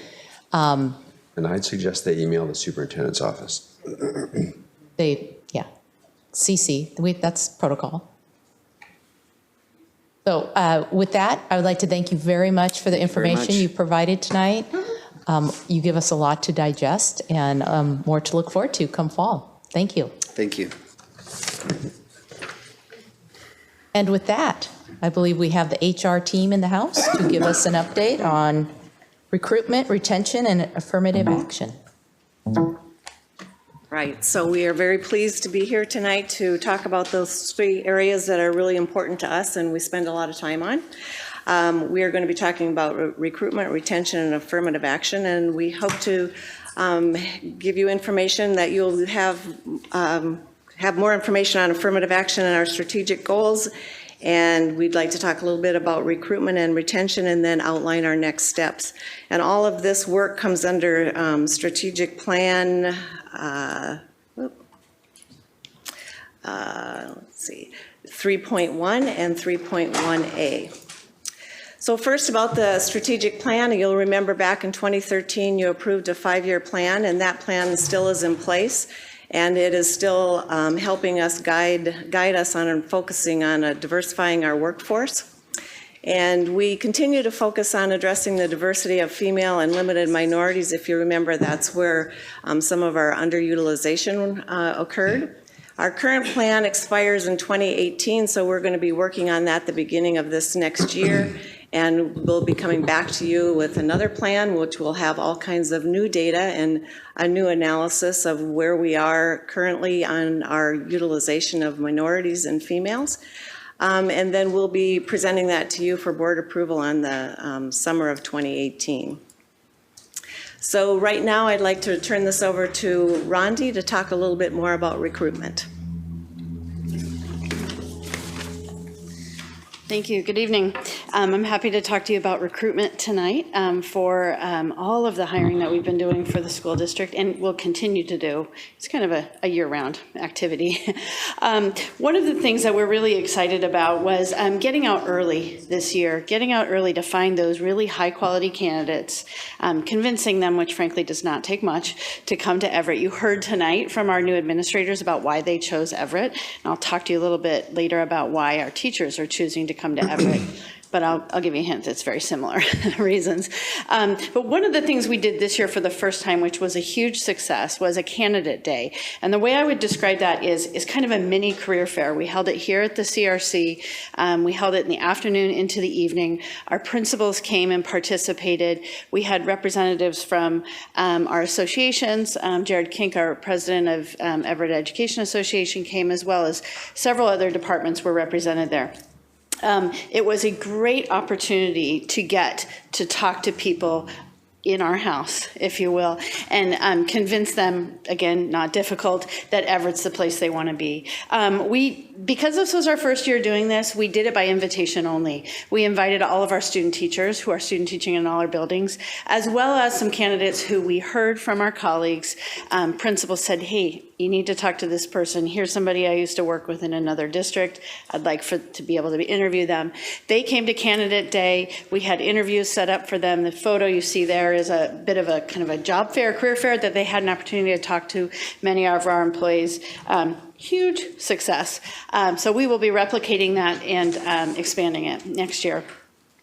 Additionally, we have held a classified job fair. Again, same kind of idea.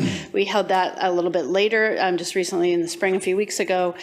Same kind of idea, though, representing the work that we do to our community and sharing opportunities for employment with that group.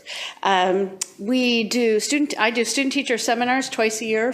So we have many groups of student teachers that come in and out of our buildings. There's a big group in the fall and a big group in the spring. So I bring them in, talk to them about how to apply to school for employment in Everett Public Schools, what they need to do to make their application shine, and it's a great opportunity for me and other administrators to lay eyes on them and put a name with a face.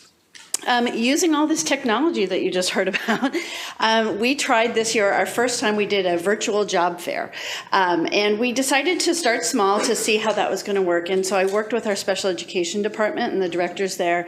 We did a virtual job fair for special education candidates. It was very interesting. We talked to people in many countries, a lot in the Middle East. One wanted to be a doctor. I'm not quite sure why they were coming to us, but it was really not that effective or efficient. And so it was a good opportunity for us to find out maybe what doesn't work.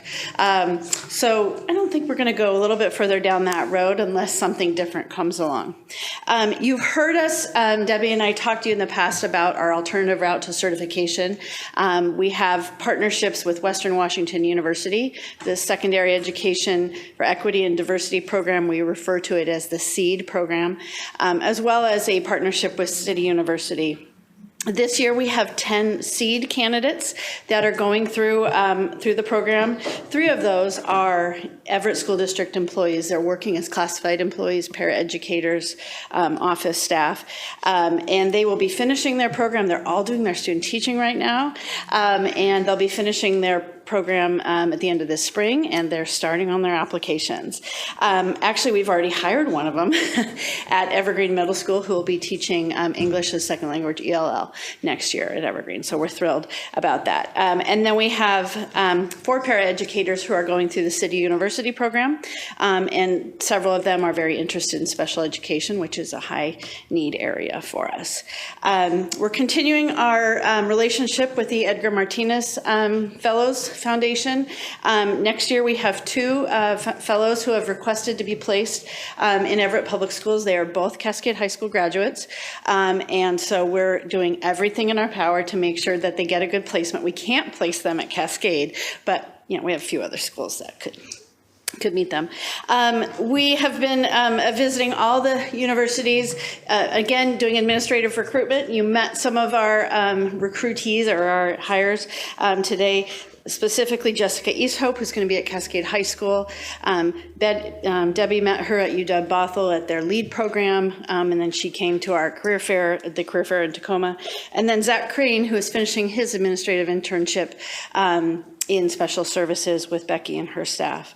I went through this afternoon before this meeting to count how many hires we've made so far. So as of today, we have 52 new hires coming to the school district for next year. I expect that that number will be more than double by the time students set foot on our campuses in the fall. But what I thought was really neat is 4 of those 52 are Everett School District graduates. The first one that I can recall is Sequoia High School graduate, and she's been hired back and she'll be teaching at Emerson Elementary in the fall. So I thought that was kind of neat. Sally knows her. Sally was her principal. I called Sally. I said, "Do you remember this student?" And she said, "I do." She said she wants to be a teacher. She did it. So that's pretty exciting information. I'm going to turn it over here now to my colleague Mandy Benson. She's going to talk to you about kind of who these people are that we've been hiring. Sure. I hit the right button. Good evening, everybody. I'm excited to talk to you about our staff diversity and give you a little bit of update of where we're at. Just a reminder, we do talk about this every year, but we use an October 1 snapshot date because the state uses an October 1 snapshot date. So this information is based on October 1, 2016. And staff are given 2 times the opportunity to fill out voluntary disclosure forms about their race and ethnicity. That's when they apply, and then after hire. And of course, anybody can update at any time that they decide that they want to let us know how they self-identify. It is all self-identification. If somebody does not identify as belonging to a minority race or ethnicity, we do have them down as non-Hispanic and as white. So as you can see here, this is 3 years of data, 2014-15, 15-16, and 16-17, and we have made some good increases there in classified staff and certificated staff. We lost a little bit of ground on the administrative staff, but I anticipate that's going back up this year. We're working hard on that. And a reminder here before we go on to the next couple slides is that these are the federal categories. We know that we have staff that meet other diversity, but we have to report based on the state and federal guidelines. The next one. This slide shows all of our staff, not just our new hires. And we always want to make sure that we're retaining across the board as well. And we're doing pretty well here. You can see that there's lots of increases in our different groups. There's a big increase in the service employees information technology. I want to explain that to you. That's because that's a very small group of employees. There's 8 employees in that group, and 3 of them are self-identifying as being diverse. But we're still proud of it. We'll take that. Definitely. And then in the nurses, you may wonder why there's almost a blank line there, and that is because the year, let's see, that would have been the year 2015-16, we did not have any nurses at that time that were self-identifying as diverse, but we went right back up with our hires again this year for the nurses there. And then this slide is, again, all of our current employees, but it's showing you what group they are self-identifying as. And remember, they can identify as more than one. So I can say that I'm Hispanic and I'm Native Hawaiian, or 2 or 3, whatever the people want to self-identify them as, that's what we report. So that's why these numbers won't necessarily match the other ones. People can be counted here more than once. Again, if you look across, we're making some great increases in almost every single group. There's some slight decreases in our American Indian or Alaska Native, but by 1 total. And then the Native Hawaiian or other Pacific Islander, again, that went down just by 1 total. So, but all the rest are inching up, and we're excited to show that. Rhonda, So I want to talk to you a little bit about teacher retention. Our average teacher retention is 89%, just a little bit under our graduation rate. Although we don't have the data yet for last year, this data comes from ACPoint KPI, which is a data kind of warehouse. I know you're familiar with that. You've heard about that. And again, as Mandy shared, this information, well, it's from 49 similarly sized school districts, 3 in Washington besides us, which are Seattle, Tacoma, and Spokane Public Schools. But I'm pleased when I look at the other school districts or our school districts that were measured against, that were significantly higher, and we've stayed significantly higher over time, and I have no reason to think and know that it won't continue in that manner. So going on to talking, we ask our teachers, though, we survey them typically in the first few months of their contract with us, and we find consistently, like you heard tonight from our new administrators, the reason they come to us, location, but school leadership and the reputation of this school district. Those are reasons they come to us. We ask them, and I don't have this data here, but in other survey questions, we ask, why do you remain in Everett Public Schools? And it's the quality of their staff and their colleagues at their buildings. Certainly, compensation doesn't hurt. Our staff are paid well. Building leadership is important. I know I was saying to Debbie this evening, I said, look how hard we worked. Look at all those administrators we hired. They set the tune for our schools, and getting the right people in those positions is so critical. But our staff also tell us that they really appreciate the professional development opportunities in Everett Public Schools. And we see that over and over again. What this question or what this chart is showing us is why individuals indicate they might leave not that they are leaving, because we saw our retention's 89%, right? But if they were to leave, why would they leave? And the reason we ask this question is it helps us refine our retention strategies. If they were going to leave, why would they leave? Let's eliminate some of those options. And it's location. We hear from individuals, hey, my spouse works for Boeing and they've been moved to South Carolina. That's kind of a long commute. So I'm thinking we might move. Or compensation, and usually that's tied with location, right? And then the third one is school culture. It's in the below 50%, it's in the 40%, but we share that information back with our principals as well. So the big takeaway from this is our teachers don't leave us to go to our neighboring districts. They leave because they have big life events like having babies or retiring, or they leave to follow a trailing spouse, to go to college, to go to a graduate degree, something like that. So we're pleased with our retention strategies, and we're going to keep at it. Now I'm happy to introduce Debbie to you. So you heard a lot of good news. It's a long journey, as we've told you before, but we are making incremental steps. And I think the biggest piece was we had some pretty good gains in our largest core, and that's the teacher core. If you look at the data, we did make not the 1% we wanted, but we definitely are moving toward that. So again, pleased with the work. Partnerships continue to be strong, and the alternate route programs are really where we're focusing our recruitment to try to get that diverse core of staff. Second year, next year, will be with the Western Washington University block grant, and we are anticipating about 6 to 7 placed here next year. City University has a real strong program, but they don't always let us know who those. They just place their student teachers like any other teacher. So now we're going to begin to ask the question, please let us know and identify those alternate route folks so that we can follow them through and identify them as the paraeducators going into teaching. And then the Diversifying Pathways project team, it has evolved from the pipeline to teaching. It is inclusive of our University of Washington partnership, Everett Community College.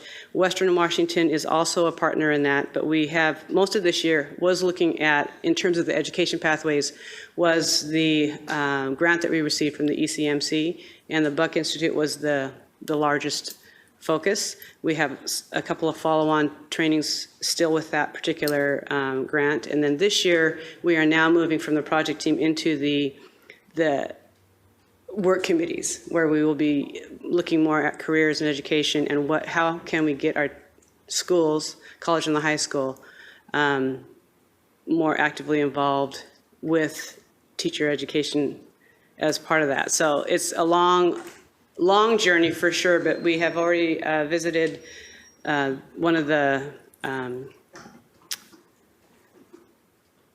the VOC training, like we have the Snow Isle Skill Center. We visited the one up in Mount Vernon, and we will do that. We'll visit this one. So we're excited about what might come of that. And then, of course, the Martinez Fellows. Next steps, we'll continue to work on the alternate route certification programs and get people full circle back to Everett. I begin looking at outside of Washington State, targeted areas where we have diverse populations. Historically Black colleges and universities will be one area that I will be delving into. We'll make initial contacts, and then we'll see how things evolve as we move forward. We'll work on expanding the Teacher Candidate Day, and then again, the classified job fairs. We will continue to look at what innovative type of recruitment might be out there. It might sound good, but it may not be our best investment. And then I want to revisit the joint recruitment venture that we talked about with our area HR directors and association leaders. We had one meeting together. I've talked to Jared about that. We want to get more involved and more active moving forward for that recruitment and retention piece of it. And then in terms of our community partnerships, the efforts with our retention, the staff of color events that we have, we want to work toward getting more support from our community members so that it's not just Everett Public Schools, but rather it's the larger community presenting this opportunity for the retention activities. So in summary, we reviewed the progress toward the affirmative action and strategic goals, provided a recruitment and retention update, and discussed next steps. In regard to the affirmative action, we didn't go into significant detail because you are trained up quite well and know the details of that, so didn't want to take your time up in that. So if you have questions, we are open to those. Thank you.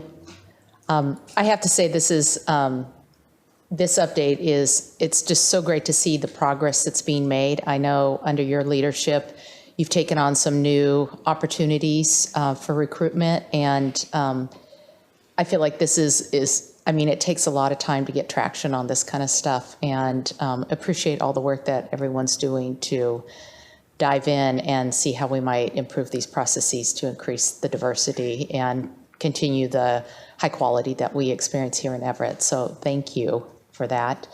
I have one quick question, and then I'm going to turn it over to the directors. What continue to be the difficult positions to fill for you in terms of shortages? Special education by far is very difficult, the Achieve programs particularly, but special ed continues to be a challenge. But we do have some celebrations. We have several openings still, but we did get out earlier, so we have filled some of those positions. But truly, those are the hardest. The Spanish positions were difficult, but we did get some strong candidates. We have some candidates coming up through the alternate route. Math, trades are difficult in the classified, so Kara wants to make sure that we talk about that too, but in the trades, we have a difficult time filling those as well. Great, thank you. Directors, do you have any questions of the team?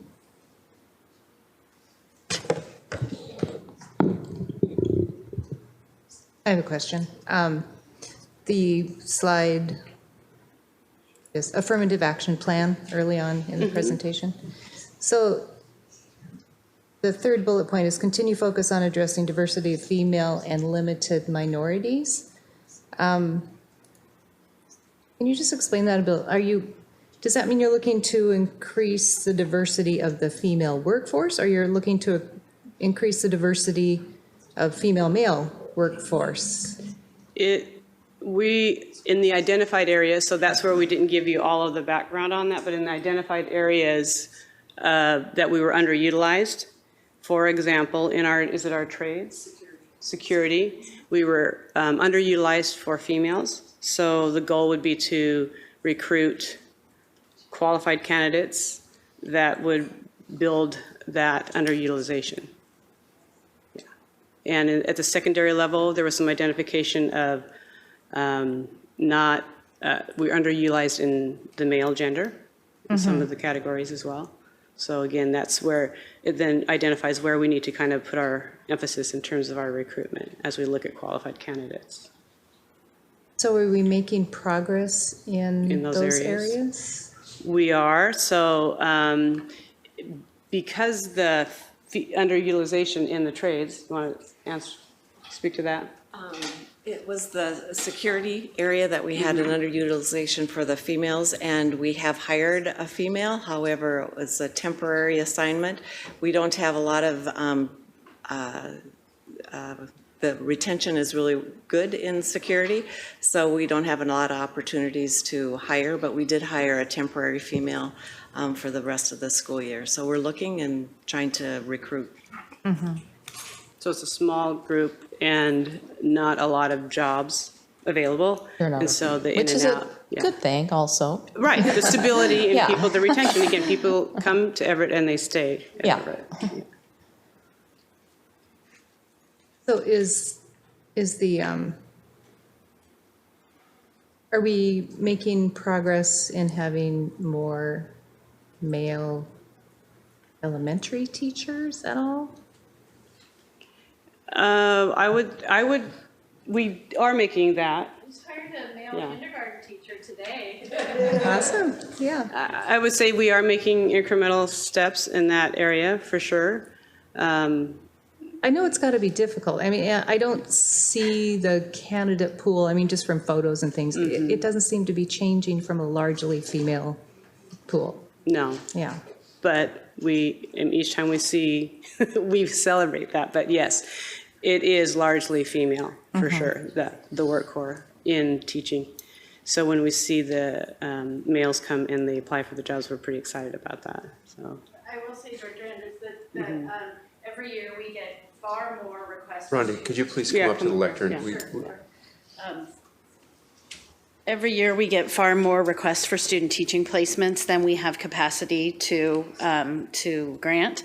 And so when I am working with my team on placing those student teachers, I always ask, are there any special education?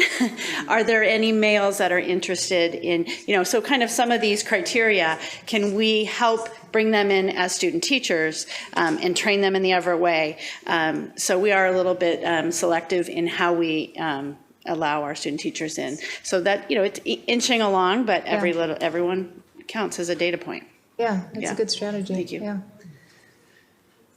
Thank you. So we could bring, that's a note I'll take in terms of that data for a future presentation. Questions, but very good report. Thank you very much. Thank you. Thank you to all of you. Appreciate the work and the information tonight. At this time, we are going to take a 15-minute break. It is at 6:30 or 6:29? 6:30. We'll call it 6:30 and say 6:45. We'll be back. Thank you.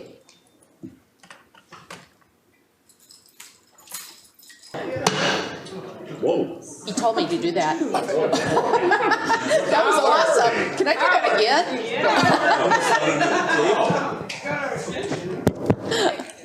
Okay. Now that I have your attention, I'm excited to hear from Mr. Gunn on future capital bond development. Take it away. Thank you very much. Tonight we will be presenting the information that we've gathered over the last 5 or so months on the future capital bond development.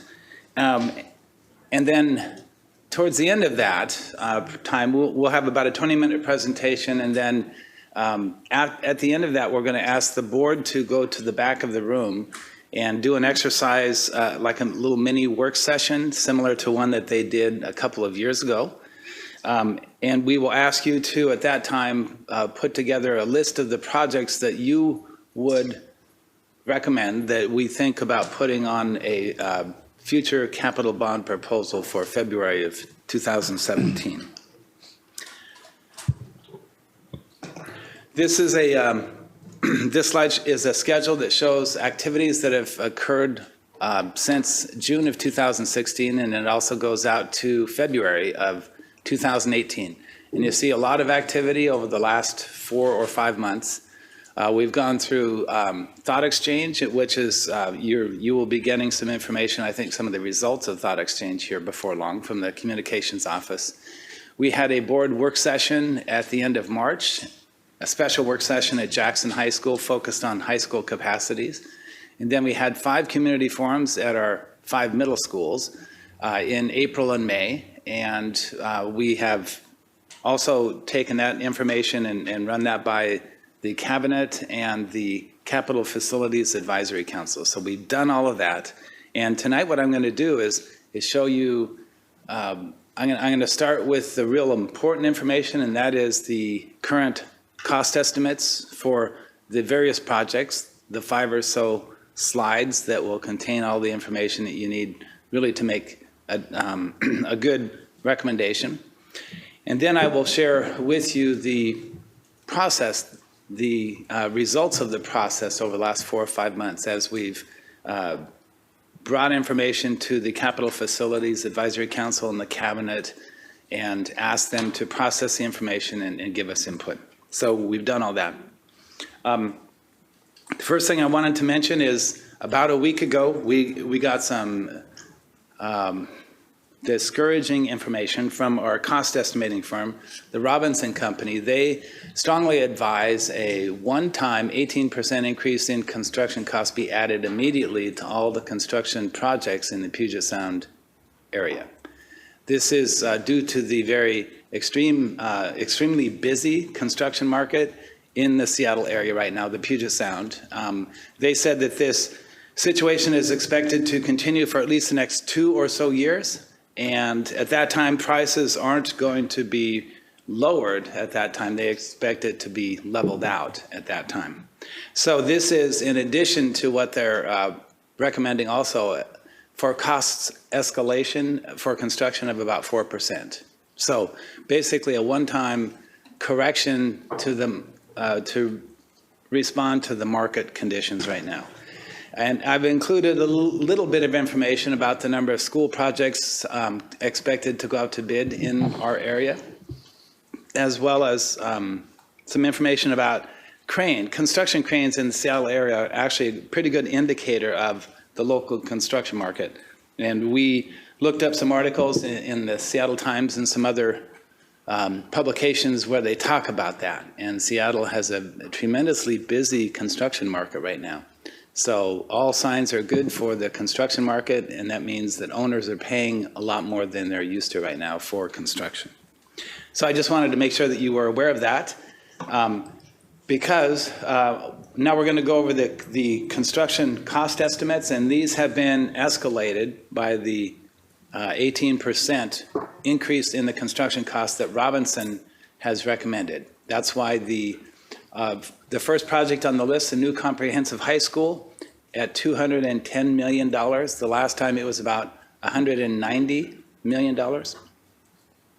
So I just wanted to help you understand why you'll be feeling the sticker shock for the costs on these projects.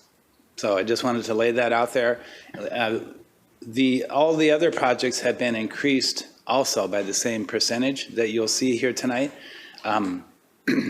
The new comprehensive high school is obviously the largest of the group, so that has the biggest change.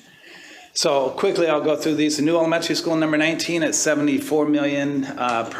New permanent classrooms for K-3 class size reductions. Just a little bit of the background on this. We have figured out that the increased funding from the state of Washington should be providing about 54 new teachers to us for K-3 class size reductions. We think we can house 18 of those, one at each elementary school, by placing a math specialist at our schools. I think that's the way that we're talking about using the staff that they're providing, which leaves 36 new teachers that the state will be providing funding for that we are not going to be able to house in classrooms. So that's why we're looking at the K-3 class size reductions, 36 classrooms at about $35 million. An early learning center, this is for one regional facility. This price that we're using here happens to be for the one that we've priced out and designed for Hawthorne Elementary School. There are three other options that we have, but that's the one that our early learning folks are recommending that we go forward. If we're going to do one regional center, that's the one they would recommend we start with. And then a South End bus facility, which includes property.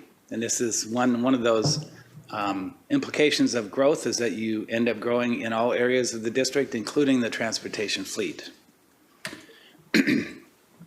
Modernizations and replacements. You'll notice a lot of these have to do with Everett High School and Cascade, and a lot to do with science. So I'll just kind of start out by saying that. Everett High School cafeteria, $23 million. This is a desperately needed project. The Everett High School vocational building, this is a signature STEM program project for medical pathways, allied health. This is $12 million for the entire project cost for that. If we are able to get some funding from the state, perhaps even $2 million, we could look at reducing this number if we wanted to. Everett High School Science Building modernization, Cascade High School Science Building modernization. The The one in Cascade is also planned for a signature STEM program for advanced manufacturing and aerospace. I wanted to mention that this project scope would have about 4,000 new square feet added on to the science building to replace the auto shop that we would plan to demolish as part of this project. So we would demolish the auto shop, build the same square footage as an addition to the science building, and use that to provide new laboratory space for the science program. Cascade High School gymnasium modernization, Cascade High School cafeteria remodel. The remodel at $5 million is really an interior remodel of the food service line and some other areas of the interior of the space. It's not an addition. Isn't the bump out? It is not the bump out. It is an interior remodel of the space. So the last three projects are to demolish and build new 3 elementary schools. And that's as simple as I can get it. These are schools that really need to be replaced instead of just modernized. Site acquisition and improvements, property for new future elementary school number 20, some Jefferson parking lot expansion, and then a number of athletic projects that we really do need to figure out where we're going to go. In particular, the synthetic turf and track at Everett Memorial Stadium, the football field on that site is going to need to be replaced probably within the 4 to 6 years. Cascade High School softball field drainage and dugouts, additional synthetic turf fields at Cascade and Jackson High Schools. And then as we move down the list of schools, we would plan to place at our 4 remaining middle schools synthetic turf. This would bring them into alignment with what we're planning to do at North Middle School with the 2016 bond project. And then also 3 elementary school grass fields, $3.5 million. This is the last slide where I've priced out the kind of the menu of projects for the bond consideration. HVAC system upgrades, $8 million at 7 different sites. I have the list of those. I've also included, by the way, as an attachment to the board agenda item, a written narrative of each of these projects. So if you've taken the time, or if you want to, you can read through a more complete description of these projects. It'll give you a lot more information about them. HVAC unit upgrades at 12 portables, and then the electrical system upgrades. These are upgrades throughout the district that are needed in a variety of areas to help us keep our electrical systems up to speed, especially in regards to how they're able to accommodate technology. So in case you didn't know what an MDF or an IDF is, the main data frame or intermediate data frame, those are the electrical rooms that house a lot of the equipment to run our infrastructure, our technology infrastructure. Backup generators, I think we're doing 10 different sites throughout the district. And then additional security cameras, I believe there are about 500 of those being planned in this item. And then charging lockers and carts, these are at all of our secondary schools to allow us to continue to be able to charge up all of the new computers that we're getting. And that's really the most important information you need to do your work tonight. Now I'm going to start in on a kind of a chronology of discussions that have occurred over the last 5 months or so, like I said. So on all of these slides, I'm going to quickly go through them. Be sure to pay attention to the date at the top of the slides and the group that's been involved. So this is the Capital Facilities Advisory Council advice on January 12th, and we did bring, I think, this to you before. I won't go through each one, but I'll say that kind of the general feeling was to keep it simple and straightforward, and safety, culture, climate, and environment, and opportunities for students. I would just kind of summarize their advice in January that way. The cabinet listened and read through their advice and then had a little bit more to add to that. So this is what the cabinet said. Basic student needs, safety, comfort, excuse me, overcrowding, a few simple projects, messages, and basic needs, 21st century skills, social, emotional, that kind of thing. The cabinet also we asked the cabinet to respond to the question about how much should we plan to place on a bond if we did in 2018. The cabinet advice was about $250 million or the amount necessary to maintain a stable tax rate. Those were seen as synonymous. Stable tax rate was about $250 million. Please note what it says in red, and that is that since then, we've gotten some analysis from our bond counsel, as I understand it, our investment advisors, that do a lot to the increase in the assessed valuation and some better information now that regarding levy rates. The levy rates, that's right. The stable tax rate scenarios really would allow us to have a bond in 2018 of up to about $450 million, possibly even more. So it really raises the lid in terms of the limit of the conversation about how much you could put on a 2018 capital bond.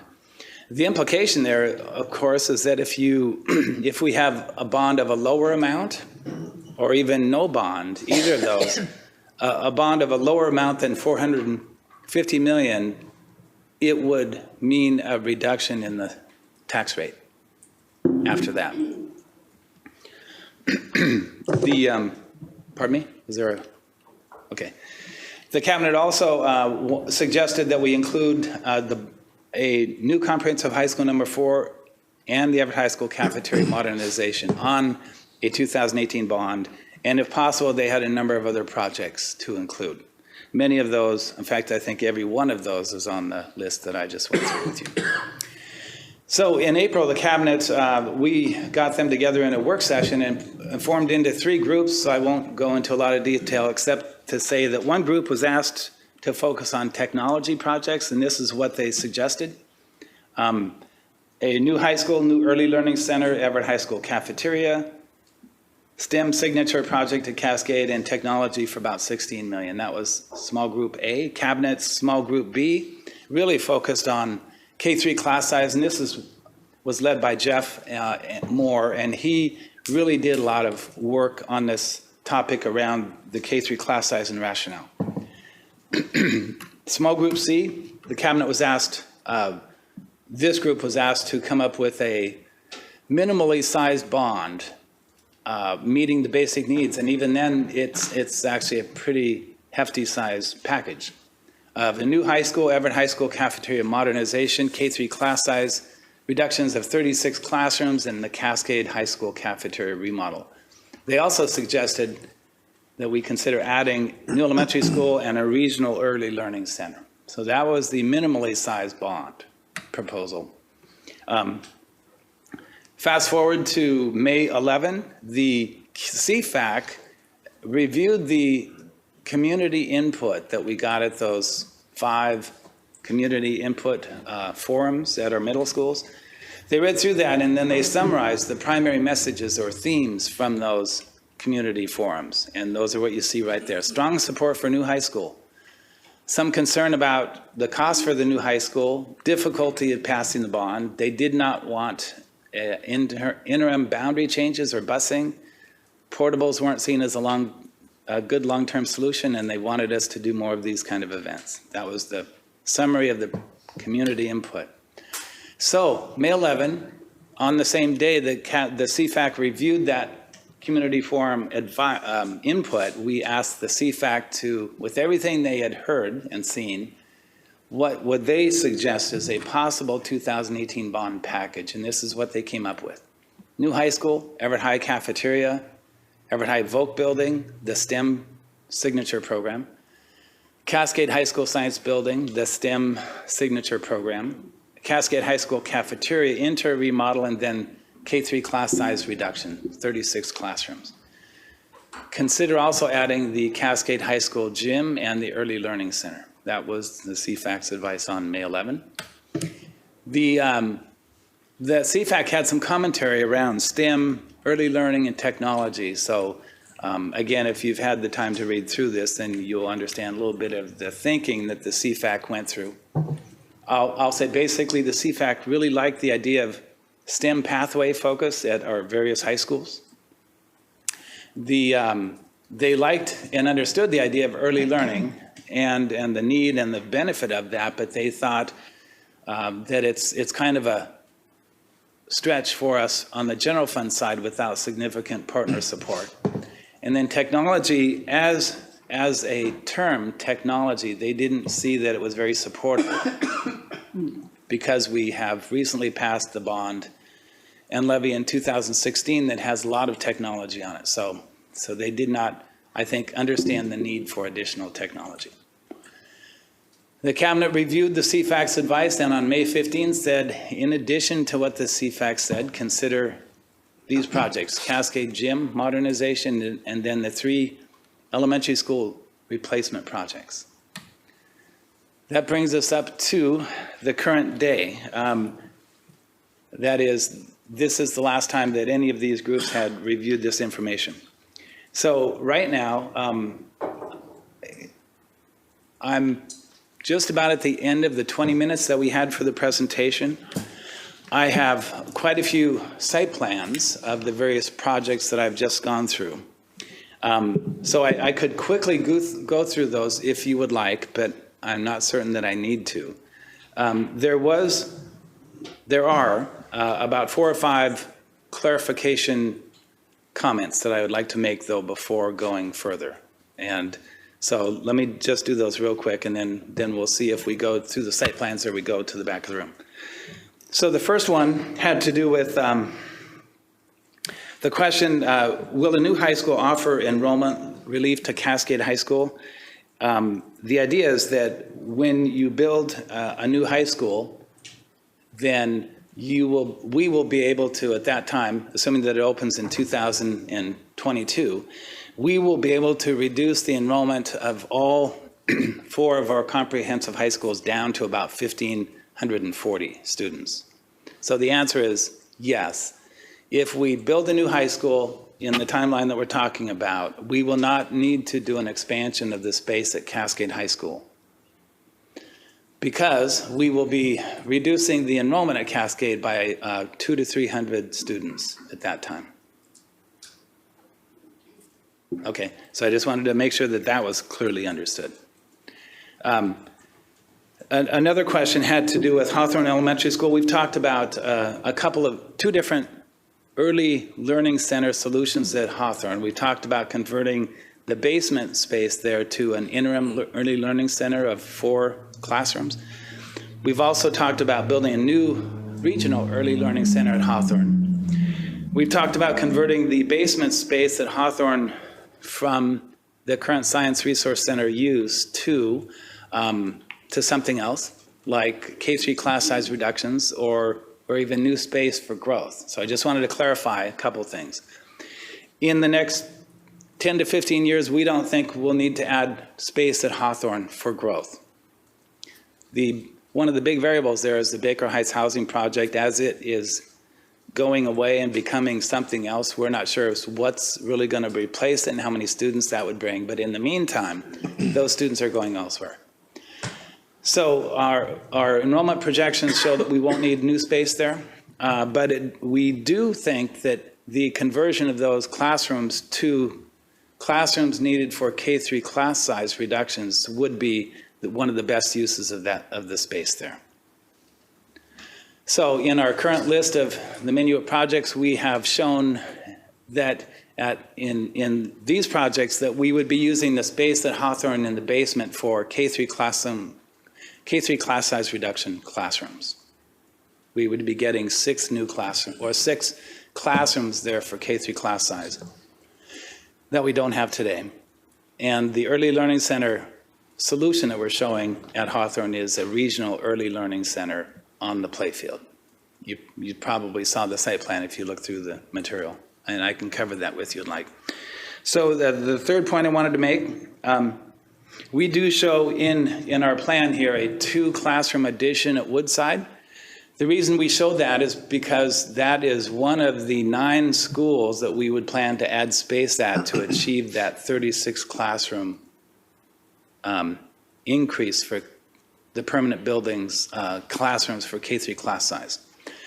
What we did is we actually went through an analysis with our architects and came up with the most likely schools that we would add classrooms to achieve that 36 total. And we came up with 9 schools. And so Woodside would be the only school that we would add 2 classrooms to. Most of them we would be adding 4 classrooms to, and 2 or 3 of them we would add 6 classrooms to, for a total of 9 schools. It brings up the implication that along with this, if the bond passes and this is on the bond and we build all these the way that we think, we will be required to do probably a district-wide boundary adjustment to shift boundaries so that the kids will, so that the enrollment would be going where the kids are. Because we will be rolling out K-3 class size reduction staff at every elementary school. And unless we add space to every elementary school, we're going to have to do boundary adjustments throughout the system.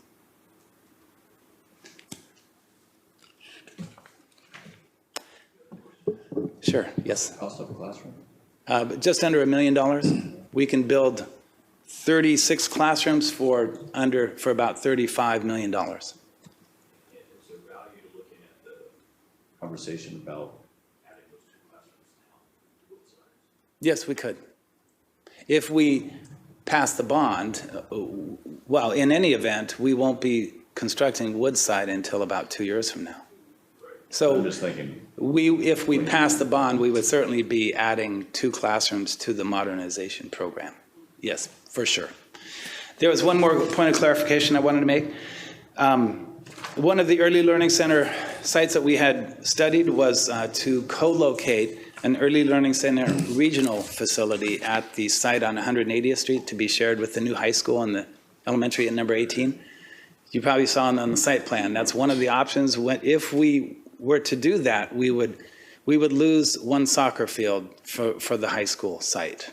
The site is already fairly constrained by an elementary and a high school. So if we did the early learning center on that site as well, it would even further constrict that site. And we would end up, right now, the current design for the high school only has 1 softball field. Other than that, it's fairly comparable to the other, to Jackson and Cascade. If we were to put the Early Learning Center regional facility on this site, it would lose a soccer field as well. So it would be that much less comparable to the other schools. So with that, yes. Directors, if you're okay, and because we've had an opportunity to look at the site plans, and given that I think we're going to have some good, robust discussion, if there's any brief clarifying questions before we go to the back of the room, I would say that let's ask those now and just take a few minutes to do that. Otherwise, I think moving to the back and having the discussion around the table might also Can I be ask helpful. just a clarifying question about the boundary change and the addition of classrooms? So Penny Creek is not getting, doesn't look like there's any addition of classrooms there. Right. Already an overfilled, my word, not official, maybe, school. So we would reduce the class sizes K3, and since we're not adding new buildings there, kids would be moved to a school where there is room for them to be in a equally sized K3 reduction. And so the schools where we're adding classrooms, maybe getting more students, or kids are spread out, but we're going to sort of we are going to potentially move a whole lot of kids so that we can have those K3 class size reductions. And it's just it's a fact that I think will benefit kids, but just want to clarify. I think you've clarified it, yes. Okay. I agree. Okay, thank you. I have a quick question around elementary 19. looking back in November of 2015, when we were looking at options for the 2016 bond package, the new elementary 18 at that time was priced at about $44 million. And the new one in this recent presentation is at 74. Mm-hmm. Is that just inflation, or what is, I mean, that is a significant increase. It is, and I would have to look at the specifics to be able to answer that. Okay. Right now, I would have to look back at the information to see. Okay. The land price might also be That's different. confounding that. That's- 'cause we already that's not own a the part of land. it. You're right, we already own the land. Not 18. 19. 19, but we bought the land with 19 in the last bond, so that's not. You're right. Perhaps a similar question, but on the, to maintain a stable tax rate and be able to have a bond up to 450 million, going from 250 to 450, that's like an 80% increase. And that's reflective of the increase in assessed value? No? No. At the point in time when we created the original estimate, we had no indicators from the state on how McCleary would begin to unravel and the extent to which new resources would become available. And so in our projection, we want to be sure that we preserve the capacity within the M&O levy to not have it squeezed at a later point in time.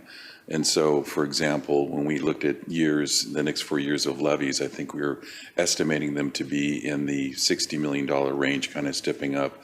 And in reality, now that the moving pieces have come together, they're more like in the $50 million range moving up. So 10 million a year of that is just out of levy capacity. And then when you combine it, so we have better information. When you combine it with rising AVs, it really expands this opportunity. So we wanted to make sure that we weren't committing to you that we could do something bigger than what we knew until we had more reasonable information, and we do have that at this time. I see, okay. And just don't go away too far.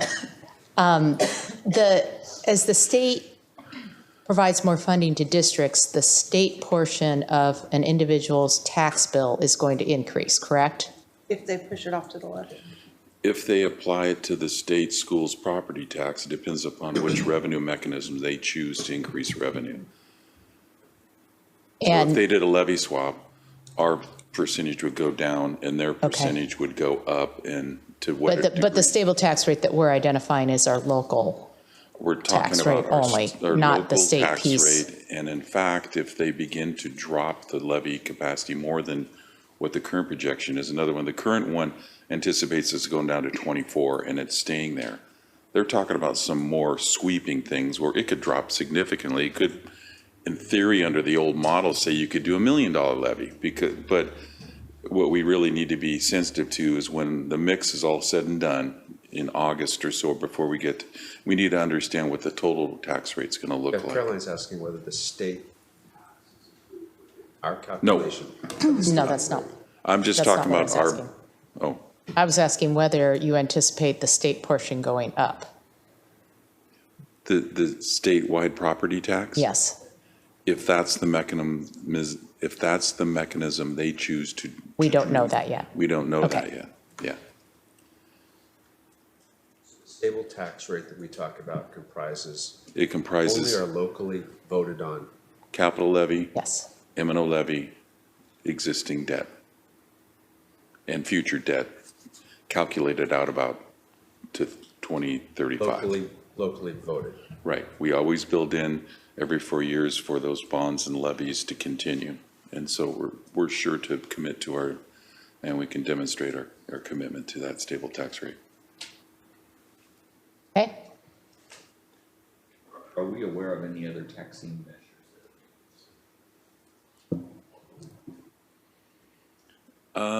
I think the only one that I'm aware of that the city is going to have to consider is an EMS levy at some point in time. They fall subject to the 50-cent cap and they keep declining. So every 3 or 4 years, they have to renew that. I'm not aware. I think after ST3, everybody's a little sticker shocked right now. So I'm not aware of other taxes. Shall we move to the back of the room?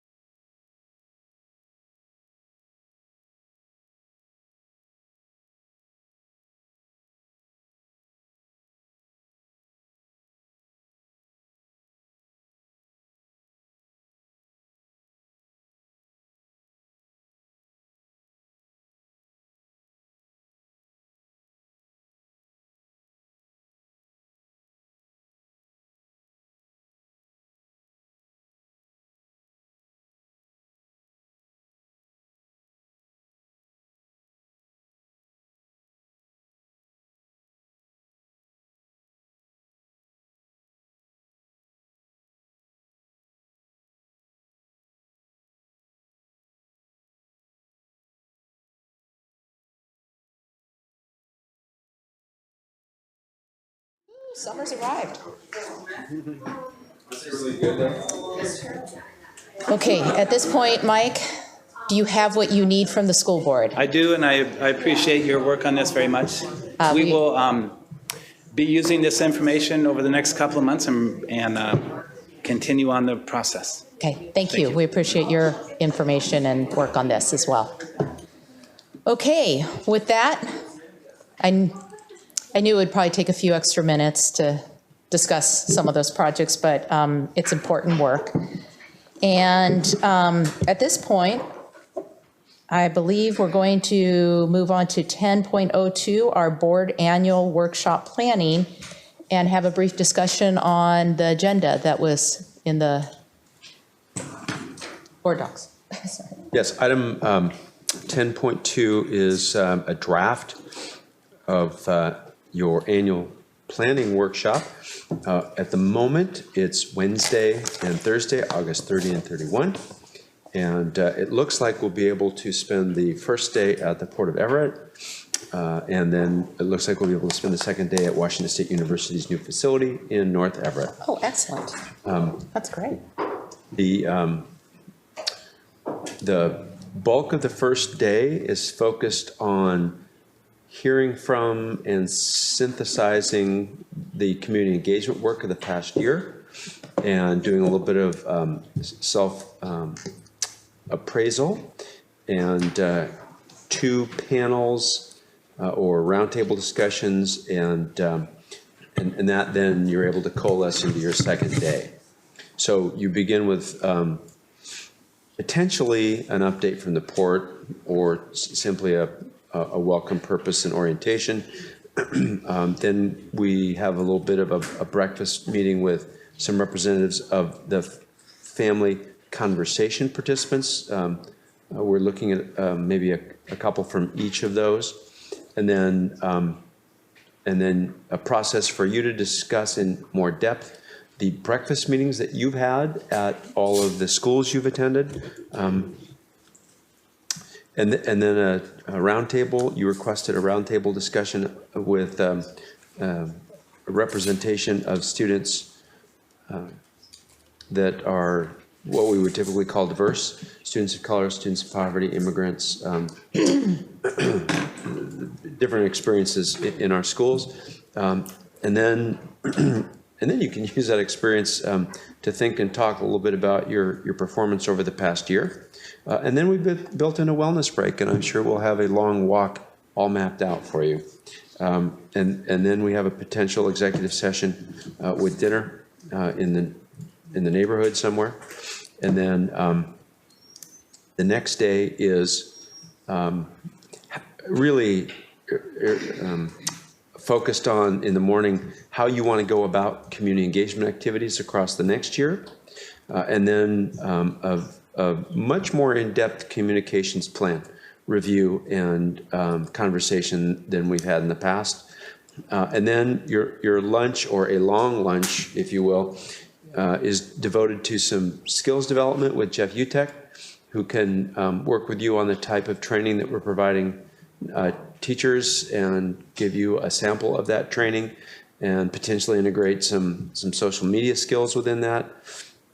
Maybe not, depending on how we craft it and how much time and what you want to do it. And then the afternoon, we dive into your annual goals, revisiting the agenda structure, your annual meeting plan, solidifying that, and then updating the superintendent goals. And by that time, you'll be totally tired. Oh, yeah. Well, On the second day, Pam, can you use your mic just so everyone can hear? I'm sorry. at the second day, we're going to be up at Washington State University up in Everett, and we'll be talking about community engagement. Will we at that time be able to review or see the future look of the Baker Heights area and Hawthorne as it relates to Hawthorne, especially? What changes are coming down the pike as far as that particular community and how it may impact our look at potential. I mean, Mike just talked about early learning and probably using that space for K-3 changes, classroom needs, but Baker Heights will be changing radically. And with the college growing and potential growth within that area, what impacts we may see taking place at Hawthorne. We can ask the city to come talk to us about that if you'd like to devote time to it. I don't know if. I think it's a good idea because what I've heard, but the city is trying to not centralize its poverty, but spread its poverty. So it's moving those kids so that they're in, so it's not all at Hawthorne, in that Hawthorne community, but, sprinkled so that there is a diversity of economics. But I don't know truth. That's a very different conversation. I think that that's really important information that we need to potentially better understand. I'm not sure this is the appropriate venue for that. We sort of have a focus, if you look through the agenda, of communication and community engagement, and focusing on board goals and such. And I'm trying to figure out how that works into the discussion, or whether it's sort of a study session or a Friday report update, or still good information that we need to understand. Mm-hmm. Is the on the second day, 2:00, one of the things is timing changes, board meeting practices and timing changes. Something that came up that has always been part of, I think, the discussion is later start times to meetings. Is that what the idea is for that topic? That maybe not every Not meeting? necessarily. I had asked to add that in because when I look at the structure and the format of our regular meetings, if we have just sort of general business without strategic progress monitoring, without any significant updates, we're at about an hour and a half. And I feel like there are opportunities in our agenda schedule to determine ways to reduce that a little bit so that we can spend more time focusing on the great presentations and becoming more informed about district operations rather than,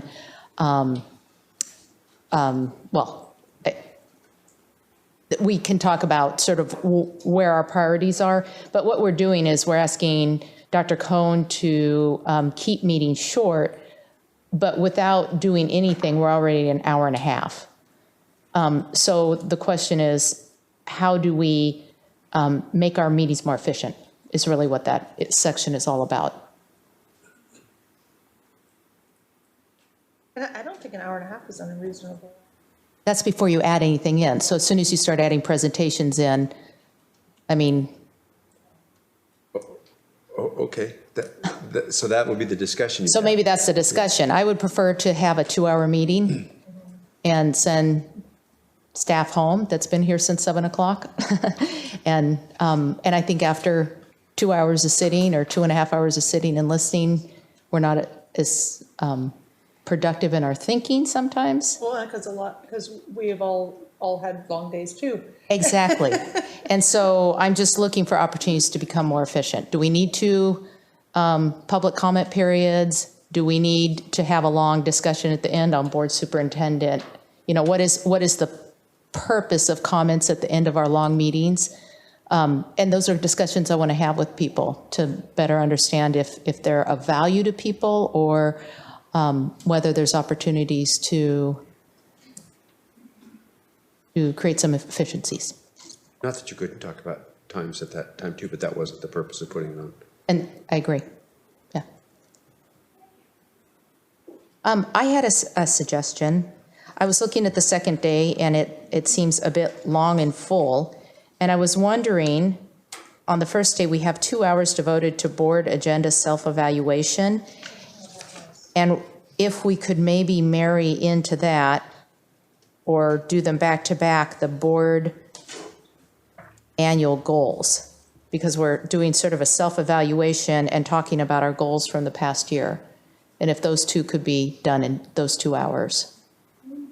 And that would reduce the second day just a little bit. I think ending at 4 after 2 full days would probably. Is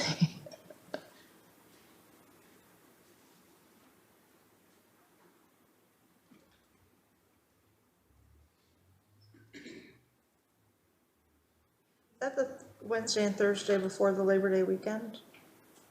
I believe it is. I think it is, yeah, the 30th. Yeah, so ending at 4 on the Thursday before.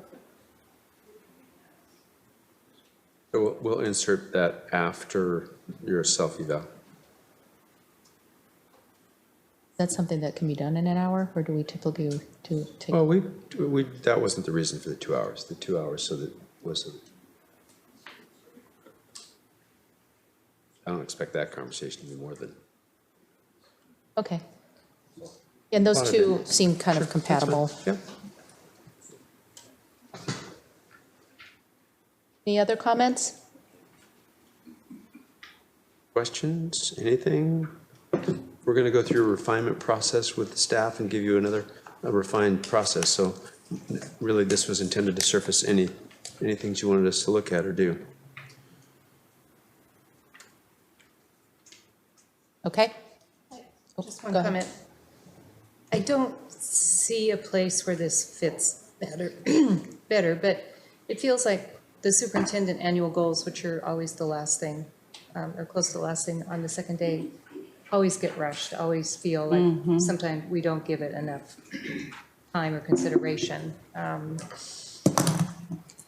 And so, as I said, because it really is kind of the culmination of everything else we talked about over those 2 days, it's difficult to move it into another spot. But I guess if we stick to the timeline, an hour should be enough. But I just always feel like that's kind of It's always well, fresh. The best part maybe about having it at the end of the day is we just end a little later if we go over. It's not unless you don't like where it's placed, but it would leave it open-ended if we needed. You might want to move. You might want to move agenda structure, since it's a little. Well, you might want to move agenda structure to day 1 after your self-eval and do your goals and my goals and the meeting plan at the same. That's typically what we do is we combine those 3 things into sort of a rolling activity, Okay. so that you're looking at all of it at once. That's a good idea. Yeah, I like that better. Okay. Well, and if we do have a 4 o'clock end too, that does give us a little, not saying taken, but it does give us a little bit of cushion where we're not hitting 5 o'clock and exhausted. Right.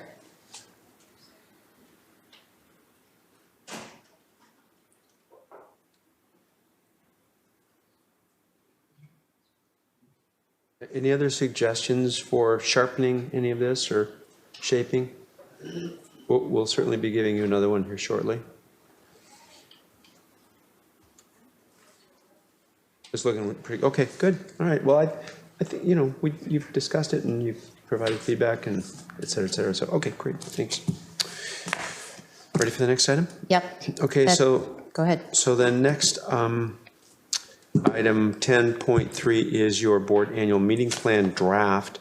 And you've got the 5th version of the, the initial draft before we actually publish it.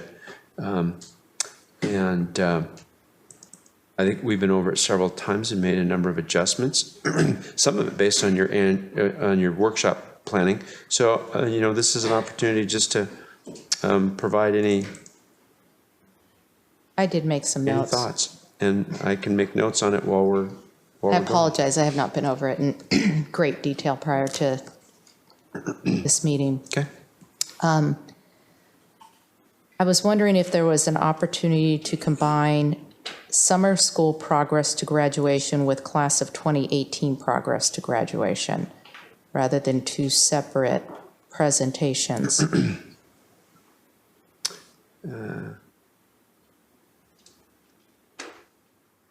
One's on October 24th and one's on December 5th. Will you have enough time to get that by then? Well, we can, the summer school date is, Will be fresh in your mind. well, it'll be fresh in October. I mean, that's about the earliest we've been able to give it to you. But yeah, if you want it, This is, if you want it then, yeah, we can do that. okay, so Sure. the data that we get from summer school progress to graduation is for the graduating class of 2018, correct?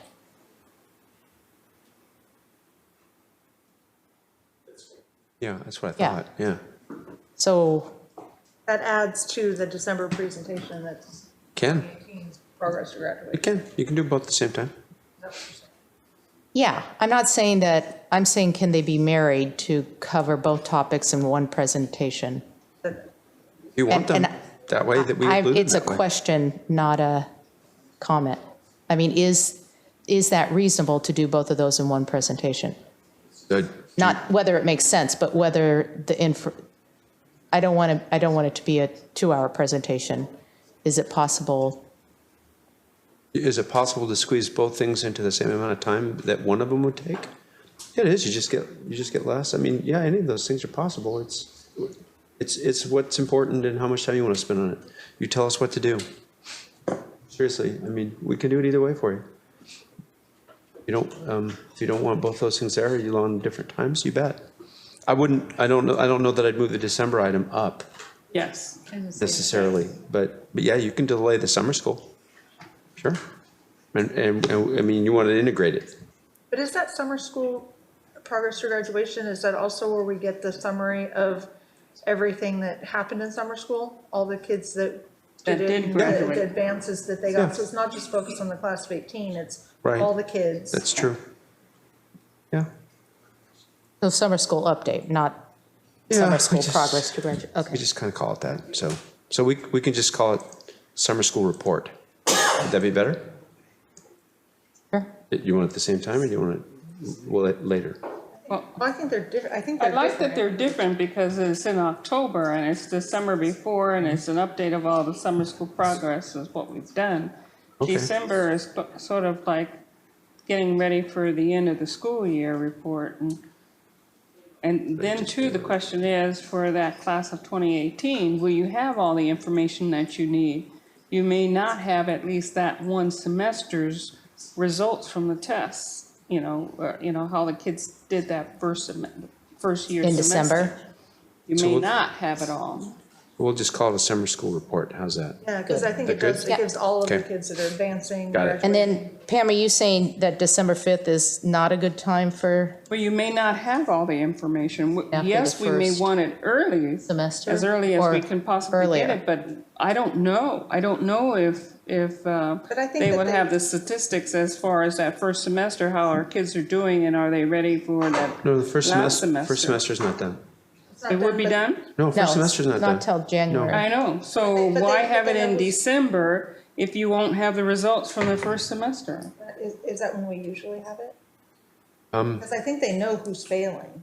Oh, yeah, I'm sure they'll know who's But failing, but not do you have an necessarily actual until number you have as to a- who did, who did fail? It's almost better to have, we know this kid failed, than we think this kid will fail. So, I don't know. I kind of need them to weigh in. Is that a good timing to provide that information?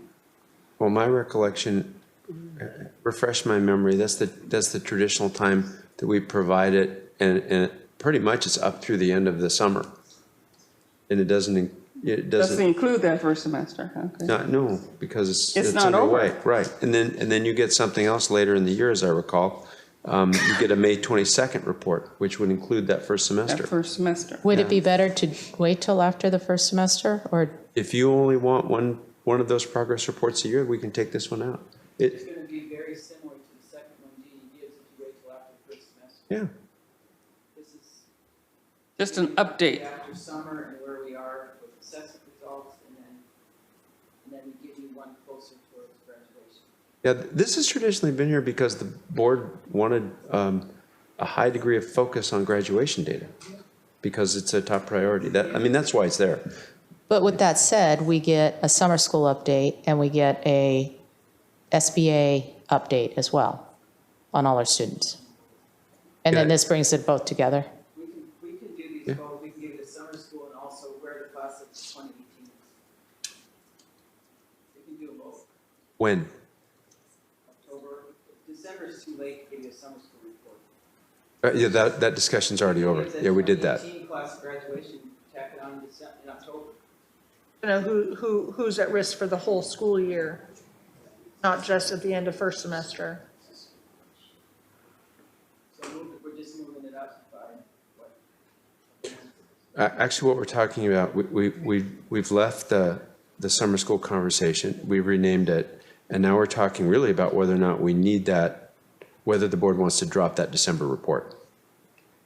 Fundamentally, that's what we're saying. That's what we're talking about, right? You want to drop that one and just stick with the May report? I don't think so. I think if we can do as Joyce had recommended, put that briefing in at the same time the summer school report in October is done. Joyce isn't suggesting that. Oh, she isn't? Oh. No. She's suggesting that, unless I'm mishearing her, she's suggesting that December is a little late for the summer school report. Of course, yes. But we could move the whole senior class though to October because we'd have their summer information and we'd be early in the semester to see who's at risk, to know who's at risk for first semester, second semester, who's not going to graduate on time. That's what because they're already down 11 credits or or failures or something. Would that present for the staff to work that issue too much work? Not giving enough time? Just take the information from our on-time graduation meetings. So it wouldn't. What it does is gives you a great big gap until the next one we give you in third week of May. So you'd like to move the December 5 one up to what date? I don't know if we've decided. No, I know you haven't. That's why I'm asking. Really, I'm wondering if, how much earlier in the year do you want to do it? No, in some respects, because of the gap between that time period and May, the 5th month, I think it's good to have that information December if we're focusing on trying to reach 100% graduation rate. It keeps us focused on where our kids are at throughout the year so that we know, or allows the staff to know, and they are already doing that with on-time graduation meetings, where we're at, but it at least gives us an idea of where we're at, where the staff is at, is getting kids to graduation. Well, the thing is too, that if we were to move it, if one of the best practices that I remember is that we always have student data, student performance, student something at one of our meetings, we have to find something to replace on that December date, just so we don't have anything nothing student in December. Because that's just what I'm looking at. We have that one meeting in December. Well, you could swap the November 7 instructional materials overview adoption schedule for the class of 2018 information progress report. And you could, because Peter, I don't think the November 7th is a timing issue. No. Yeah, that one's pretty mobile. So I'm hearing the consensus is we want to swap. What? I said the original plan was to consolidate, Consolidate, not So swap. I don't know that we're.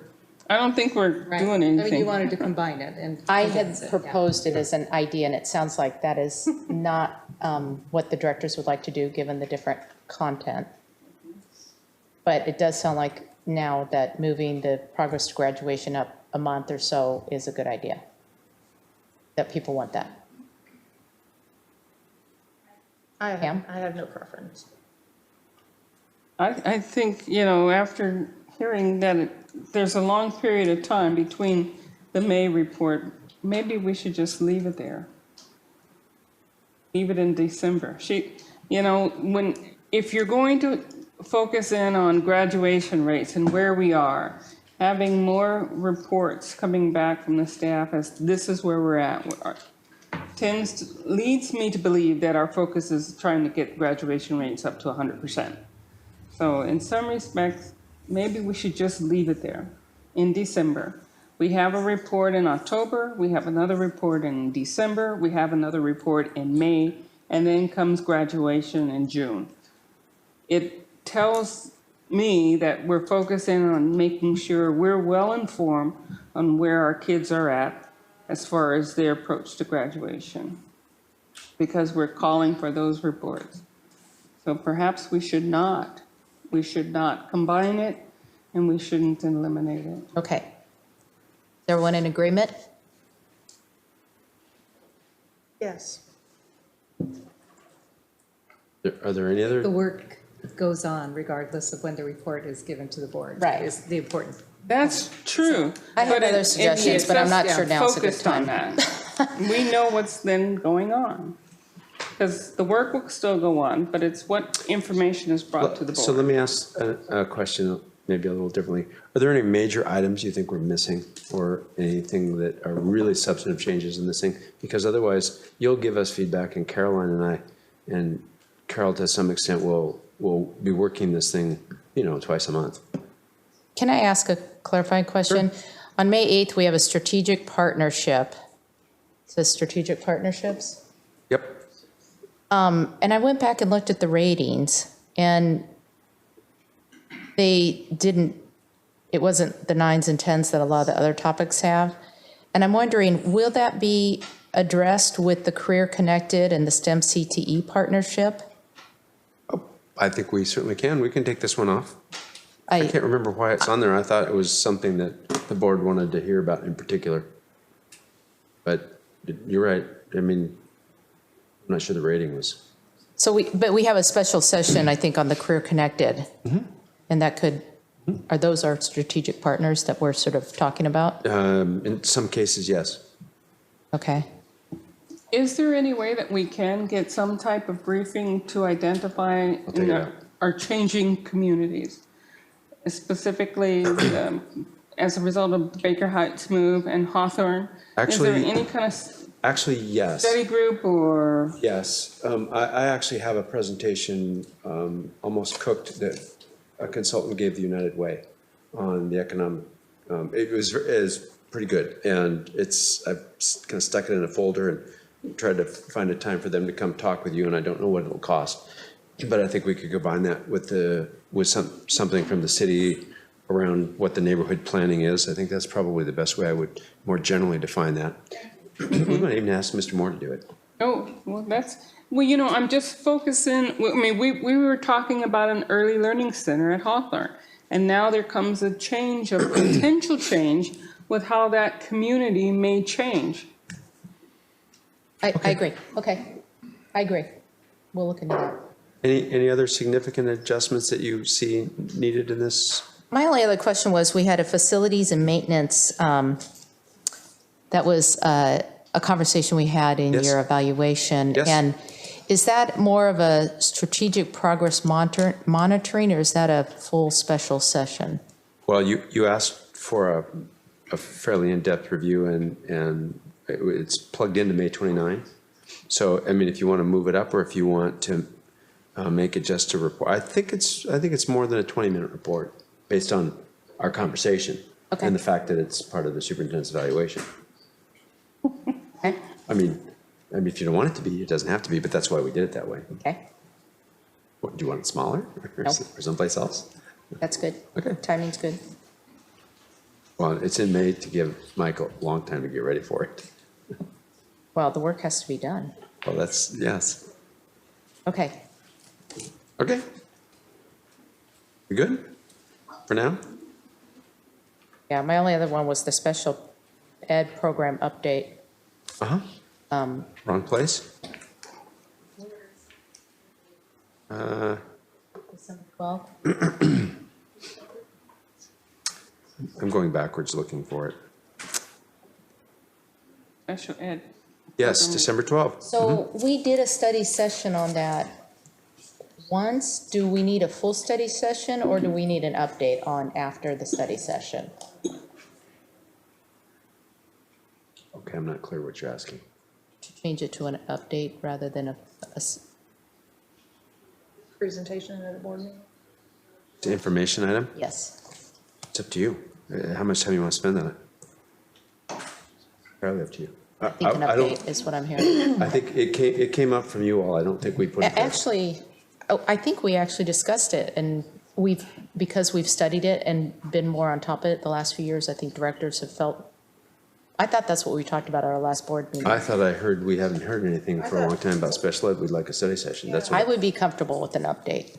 I would be comfortable with an update on special ed because we haven't heard from it. Do you want an update or you want a special session? I want an update because we haven't heard from it in a while. Yes. What is an update? What does it mean to you? 20 minutes at a board meeting? Yeah, that's great. Okay. What? Just like how many kids and what the programs look like and maybe some adjustments, you know, okay. Adjustments that have taken place in last year as a result of the new change in the staff mix, the new focus, what the new focus is all about. Okay. Or maybe also, but I think I'm the one that sort of asked for it because of the Achieve program and a lot of the behavior programs and Yes. added staff. That's I think what that's it- why I wanted to work That's through. what it was. Because there was a young man at Jackson graduation, you know, who came up this stage and went forwards, and I looked at Sean Monahan. Yes, and he just went around. And I said, is he, and he goes, yep, expected.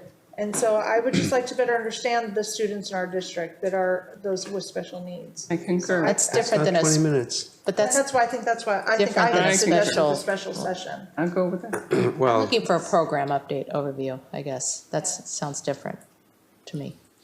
It does sound different, but because I think I'm the one that proposed it, the special session. Because I think we have a lot more going on than I think 20 minutes would allow for. That's my opinion.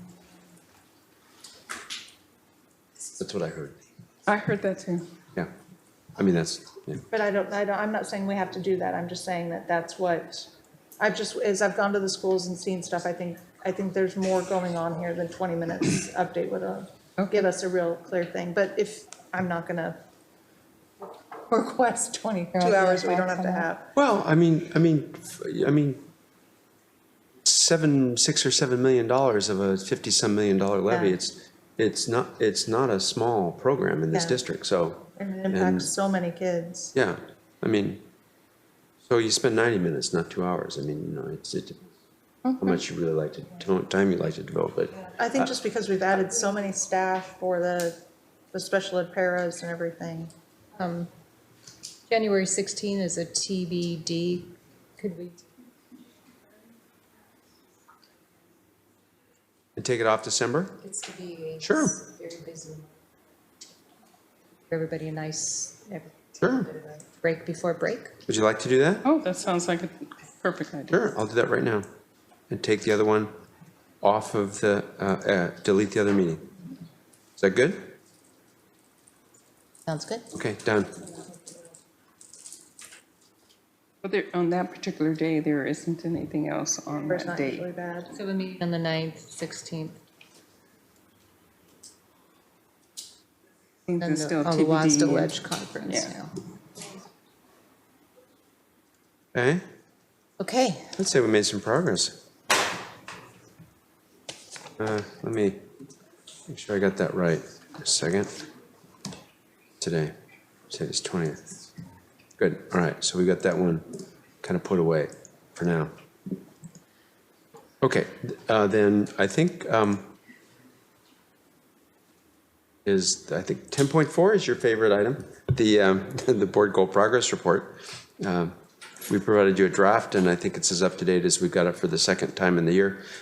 Are there any adjustments that you'd like to make in it? I think we might have upgraded one of your yellows to a green. Oh, good. I think there should be an upgrade for the 3 technology planning implementation related sessions held. Do you feel that's where you are? I think we've had 3.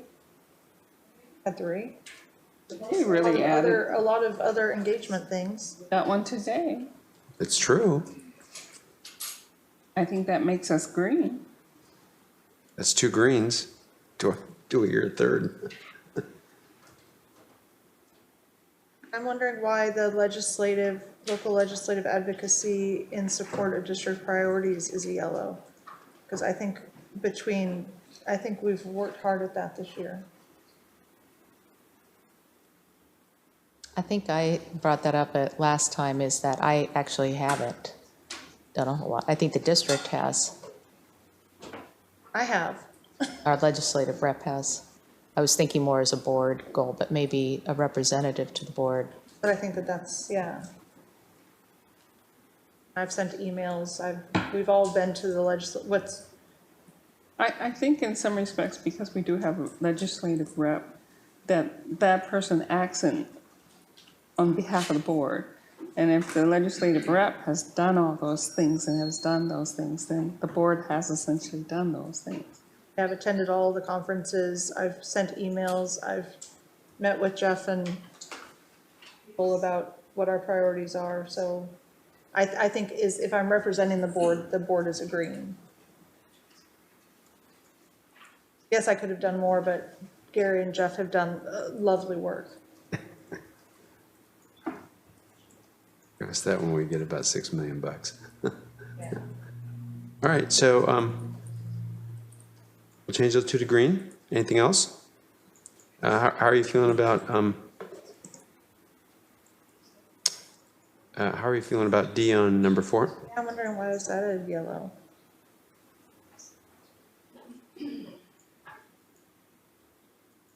Well, I think it was because as we discussed the goal last time, we talked about the deeper intent of the goal around effective instructional practices. No, I don't think we were entirely feeling like we've accomplished that with the board agenda and presentations and study sessions and That's true. the work we've done.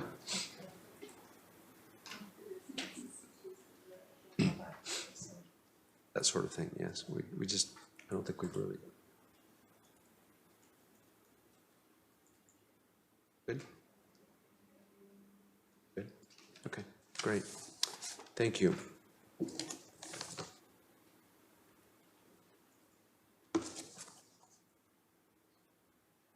That's it for 10-4. Okay. That takes us to our second time slot for public comment. Do we have any additional public comments? None. Okay. Moving on to new business, section 13.0. 13.01 is adoption of secondary sports medicine instructional materials, our first reading. And Andrea is here Good evening. to introduce us to the new curriculum.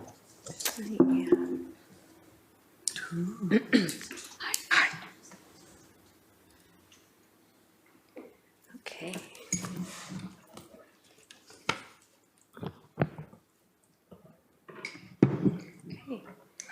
Good evening. Tonight, I will share with you the sports medicine adoption process and explain the characteristics of the recommended sports medicine instructional materials. This is the first time sports medicine has engaged in the adoption process, as district-wide instructional materials were not considered in the past.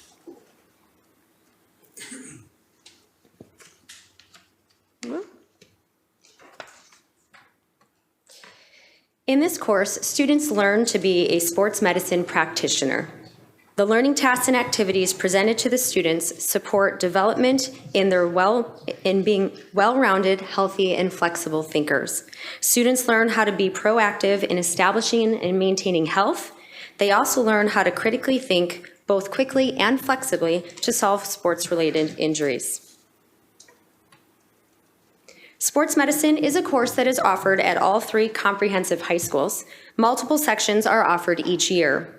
As a result of being aligned to both industry and science standards, the sports medicine course is application-based, relevant, and rigorous.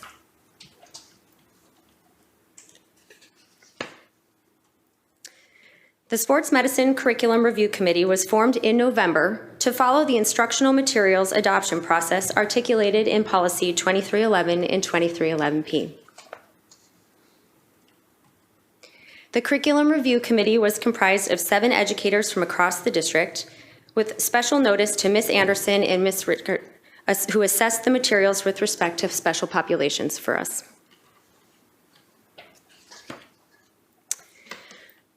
Sports medicine has existed as a career and technical education course in our district for many years. This year was the first year that the course was offered for dual credit. Students could receive both career and technical education credit as well as science elective credit. This change set the perfect stage for the team to engage in the instructional materials adoption process. The team responsible for implementing this course had not met in many years. This process allowed for the realignment of the district-wide team as supported by the review of the standards, the mission, the vision, the goals, skills, and the instructional research. As aligned to 2311 and 2311P, our adoption process also included an in-depth review and evaluation of materials. We hosted an open house. The team reviewed all feedback received, and upon selection of instructional materials for consideration, the team developed an implementation plan. In the next 4 slides, I will highlight the key criteria that were identified by the Sports Medicine Curriculum Review Team.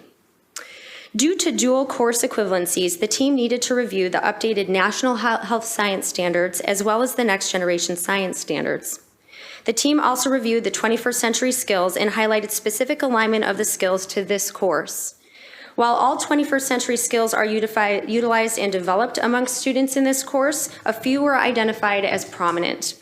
Critical thinking, collaboration, communication, and growth mindset are key when engaging in sports medicine, both in learning of the content as well as the application.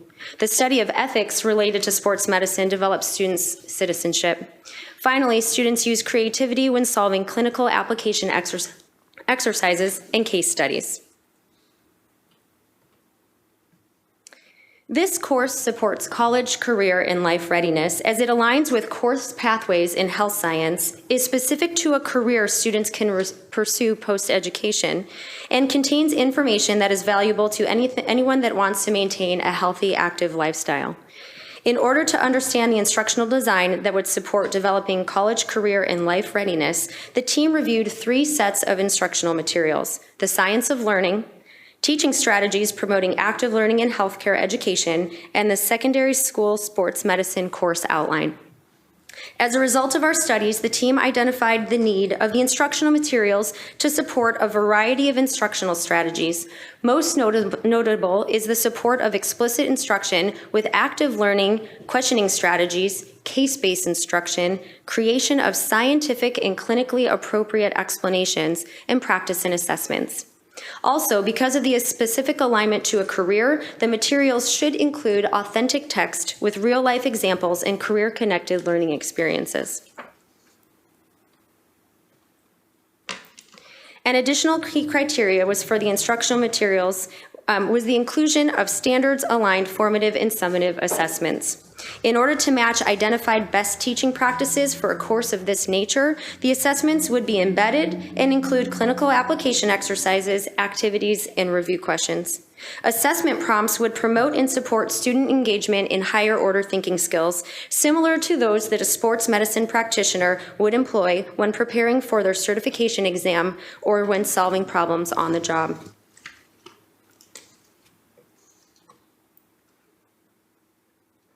Finally, the team identified the need for multiple resources to support teaching and learning. Because this course is available for 9th through 12th graders, the teachers wanted to ensure that the materials were in support of differentiation. Print and digital resources needed to include clinical application exercises, relevant images, charts, graphs, and tables. And if available, a key criteria was the inclusion of an online learning space or environment. Based on an evaluation of the instructional materials compared to the key criteria identified, the Sports Medicine Adoption Team recommends Principles of Athletic Training, a Guide to Evidence-Based Clinical Practice by W.E. Prentice. This is the 16th edition of the text with a copyright of 2017. The instructional materials include a hard copy textbook as well as a subscription to the McGraw-Hill Connect platform, which allows the teachers and students to adapt the curriculum based on individual students' needs.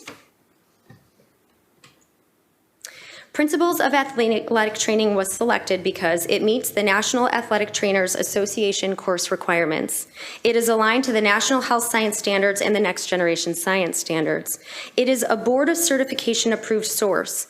This means that it is identified as an approved exam preparation tool by the Board of Certification for Athletic Trainers, with the Exam Development Committee approving that.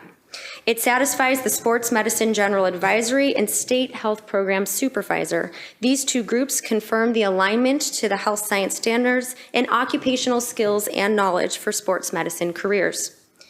It includes career components, including sports medicine-related professional development and responsibilities, risk management, management skills, sports medicine-related journals, and sample resumes. It contains explicit instruction in industry-aligned processes, strategies, and protocols of athletic trainers. This includes examples of industry-aligned medical history forms and physical examination forms. The tables, charts, diagrams, images, and graphs all align to the industry standard. What students see in this text is similar to what they would see in their continuing education of sports medicine and on the job. It includes clinical application exercises and supports case-based instruction, which is identified as one of the best teaching strategies for a course of this nature. Key terms and definitions are included to support special populations like English learners. It aligns with relevant career and technical student organization topics. Students will also have access to an online learning platform that will allow for teachers and students to modify their learning based on immediate need. This platform will allow students to receive immediate feedback, to differentiate their learning experience, and to access multiple resources for learning. The implementation plan for sports medicine instructional resources includes summer initial use professional development and ongoing professional development throughout the 2017-18 school year. School year professional development will include a continued focus on the next generation science standards and case-based instruction. We will establish effective use of the instructional materials and program components, especially in relation to the digital and online resources. And all the work we do during professional development will align with and link to our teacher principal evaluation project. In summary, I have shared the secondary sports medicine adoption process and explained the characteristics of the recommended sports medicine instructional materials. I have presented the first reading for board consideration for the adoption of the recommended instructional materials. Thank you very much for your time this evening. Thank you very much. Yeah, any Excellent questions? presentation. Directors, do you have any questions regarding this adoption? No, but I do think it's great that it is now being recognized as the dual credit. Yes. Especially if we're moving to 24 credit for science and CTE. Yeah. What is the current enrollment at the different schools? Do you I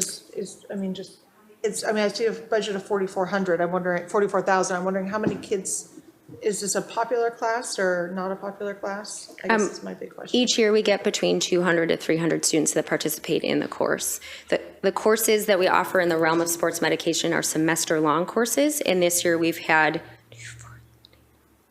12 semester sections. Yeah. And are there any consumables that go along with this? And I don't know if it applies, but I'm looking at sort of the different practices and the things that they do in that class, I imagine. Does that fall under the curriculum adoption, I guess, is the question? If they have to buy materials and supplies and such for the class? The greatest consumable that I'm aware of is the tape that they use to practice that's taping, what I was wondering. and the different versions of the tape that exist. And because this is a CTE aligned course, we do receive advanced funding for that, which allows us to purchase regularly on a yearly basis the consumables like the tape. Would there be any prerequisites for this class, and does this class fulfill any other prerequisites for any other classes? The Intro to Sports Medicine fulfills the prerequisite for Sports Medicine 1 and 2. The Intro to Sports Medicine course does not have a prerequisite. Okay. It is available for ninth graders to take. Oh, it is? Okay. In order to get into the Sports Medicine 1 and 2, there's an additional prerequisite of the health course at the high school level. Gotcha. And would this course be required for any students who wish to go on to be assistant trainers or with certain teams? Would this course be a required course for them? You have to take Intro to Sports Medicine and then continue to engage in. I'm listening to the framing of the questions, and I may be just misunderstanding your inquiry, but it sounds like you're asking about a course that we're not offering. The course has been offered for years. It precedes me. I mean, That's a long time. Yeah, Right? yeah. So this is just the adoption of the instructional materials. Okay. Okay, just gotcha. double Because, checking. yes, I was kind of confused because there was a situation which I was, involved with. A person wanted a class to be taught in order to be a trainer at one of the teams, which we didn't have at one of the schools. And so is this one of those? So yes, you're describing a personnel issue. Okay, gotcha. That has to do with the interplay between a course and then student activities. Yes. Okay. So I got you. Thank you. Never mind. Sorry. Okay, any further questions or comments? With that, it will be moved to second reading. Thank you very much. Thank you. And I believe next we have Mr. Fleckenstein up to present 4 different policies for consideration.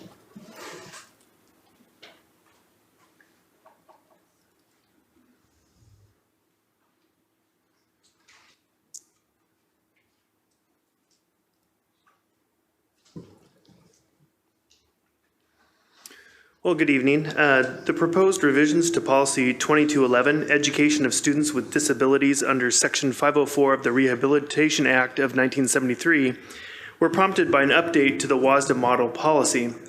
The proposed revisions were made to align this policy and its related procedure to the new state student discipline laws, clarify terminology, remove unnecessary language, and to reflect portions of recent guidance from the Department of Education, Office for Civil Rights, regarding students with attention deficit hyperactivity disorder.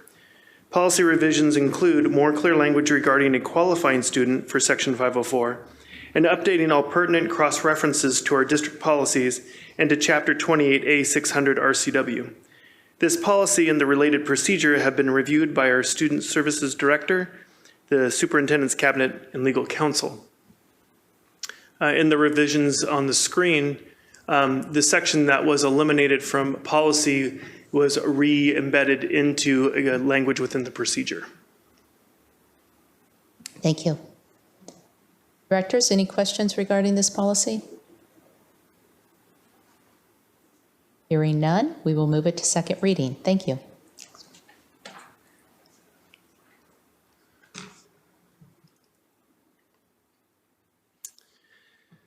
Proposed revisions to Policy 2123, Health and Fitness Curriculum, are also from a WASDA April 2017 Model Policy Update in order to comply with the final rule issued by the United States Department of Agriculture on local school wellness policies.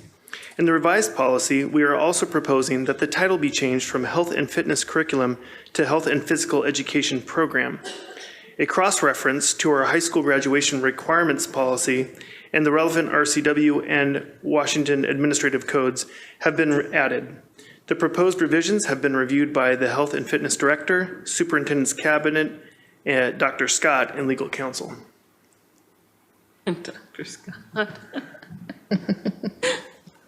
I couldn't think of your title fast enough, sorry. Directors, any questions?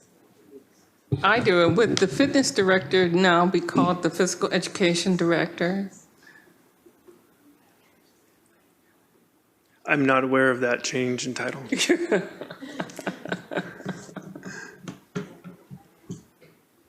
Any other questions? Hearing none, this will be moved to second reading as well. Which brings us to Policy 3405.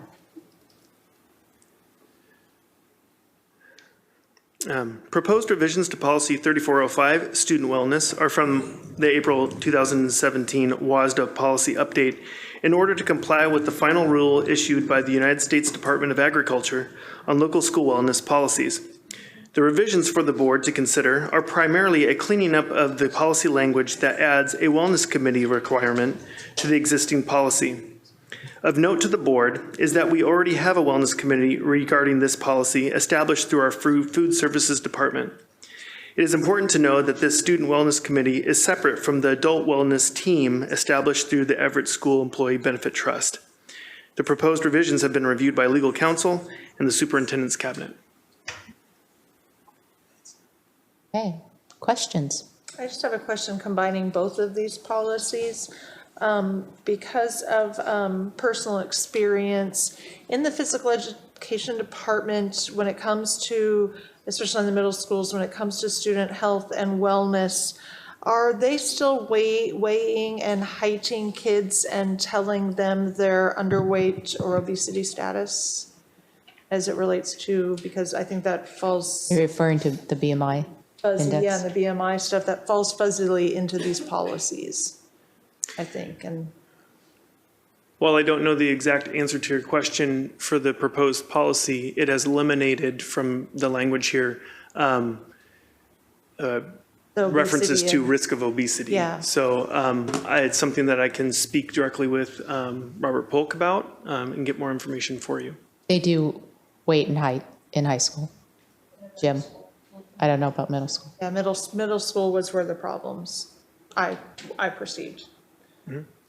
Just because kids are growing at varying rates and lost them at different times. That would be interesting information, probably good for the board to understand, because I believe that might be a state requirement. Well, but I don't know. I can definitely research that for you and send that information to the superintendent that he can distribute to the board. Okay. Thank you. Thank you. Thank you. Is the student wellness committee made up of staff, or is it also people from the public? Just staff? Yeah, so we'll also, in the very next proposed policy, go into that piece with the committee. What's interesting to note is the WASDA model policy that exists, 6700, has been split into 3 of our policies. And these are the 3 that I'm presenting tonight that are interrelated.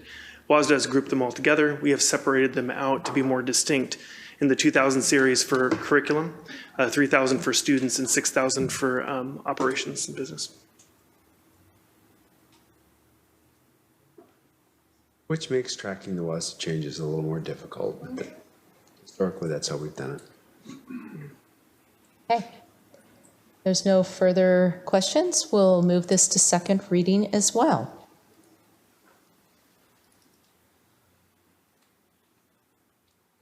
All right, and finally tonight, proposed revisions to policy 6700, food and nutrition program, are based on the WASDA model policy update for April 2017 in order to comply with the final rule issued by the United States Department of Agriculture in regards to 42 U.S. Code 1751-1769, National School Lunch Act, on local school wellness policies that goes into effect on June 30th, 2017. And a new federal regulation regarding unpaid meal charges that will go into effect on July 1st, 2017. Under the revised National School Lunch Act, districts are required to update or modify their wellness policy as appropriate, involve, inform, and update the public, students, parents, and other stakeholders about the content and implementation of the wellness policy, and conduct an assessment once every 3 years to measure compliance and progress with regard to the extent to which the wellness policy compares to school wellness policies and makes the assessment available to the public. Proposed revisions to Policy 6700, Food and Nutrition Program, have been reviewed by legal counsel and the superintendent's cabinet. I do. Go ahead. I have a question regarding just the food and nutrition program in general.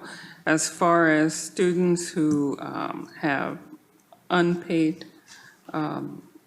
accounts running, how do we manage that program for kids that, in general?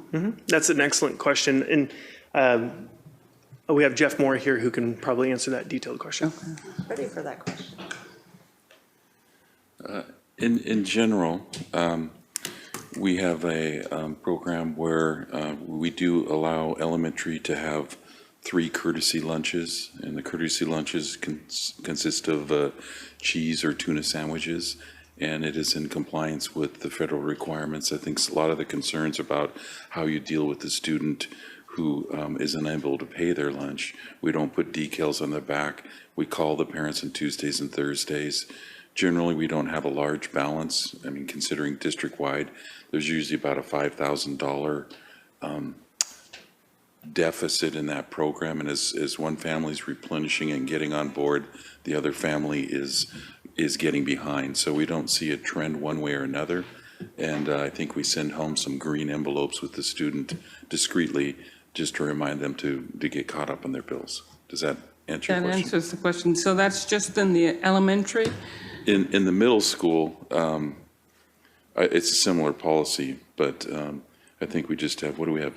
We have different meal options. We have cheese and we have sun butter jelly. I've never had sun butter jelly. Sun butter? But, and again, we don't really have a recurring problem that I'm aware of. Okay. And there's no program in the high school level? That's secondary I'm talking Oh, about. so that's There are secondary. Middle students, school is secondary. right. Okay, gotcha. We do provide Okay. them a lunch. Okay.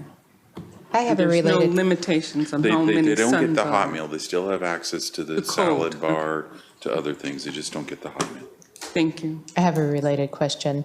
So I have a graduated, past tense, senior. And I know he has a balance on his lunch account because I pack amazing lunches. So he chooses to bring his lunch. My question is, what happens to those funds? And do we have a process in place that people could essentially donate those into the school program? I would have to look into that. I don't know what we do. I imagine we refund, but I'll check into that and find out how those proceeds could be transferred to help another student and get back to you. Just wondering if you could like check the box when you sign up at the end if there's a balance. Well, Like it's organ donation? federal. It goes Yeah, to the exactly. Yeah, exactly. It's federal dollars, so I need to think about that a little No, no, differently. no, those are my dollars. Her dollars. They're my Talking dollars. about her dollars. Oh, I'm talking about signing up, you have to go to Meal Pay Yeah. Plus or whatever, and you have to dump some money in there so they can get their lunch. so we've been sorting through our point of sale system and trying to create kind of a consistent pattern and keeping some of these donation processes from getting too far out of our control. So it's a pretty complicated answer that I don't have the I understand question that I don't have the answer to tonight. I knew when So I asked it. I was just curious if there's any opportunity or what that process looks like. we'll look into it. I think Jennifer's in the back and she's my cohort. Smiling, thank you. Do you have an answer? Do you know the answer? We will extend refunds if requested. We'll also donate it to another student or to a principal's. Well, there account you so that go. they- So we do that. We'll donate. If I don't do anything, Yes. it gets donated? No, you need to request one way or another what you would like to see happen with your funds. I don't believe we have proactively gone to people and said, you have a $3 balance, what would you like to do with it? But we will refund it, or if you ask us to donate it, we will do so. Okay. I'm just curious. I bet there's a lot of parents out there that don't know anything about their balance and just walk away from it at the end of. No? I don't know the number. Okay, off the top of my anyhow, head, but it's not- different topic. Yeah, Just looking for opportunities to put money back into a meal program. thank you. Okay. Any other questions, comments? Okay, with that, we will move 6700 also to second reading, which brings us to 14.0 upcoming agenda items. Dr. Cohn. Yes, ma'am. The next regular meeting is July 5. You have a strategic progress monitoring item, which is your end-of-year strategic plan progress report. Then there are several second readings of the items that you just handled in your instructional materials review and your policy reviews. You have a couple of financial reports. The big item, in addition to the strategic progress monitoring item, is the first reading on the budget, the operating budget, well, the whole district budget set for next year. We expect to have a property purchase and sale document for you, and a few other technical items on facility use. Important, but technical items on facility use. Great. Okay, thank you. And that brings us to section 15.0, Board Superintendent Comments. I'm going to start to my left with Director Lesang. Well, I must say that I was truly excited about the technology plan implementation and the plans going forward. I look forward. I was. You were very excited. I was very excited about that one. I mean, having just learned how to transfer my photos over to my disk drive, that was pretty cool. So, technology is very important.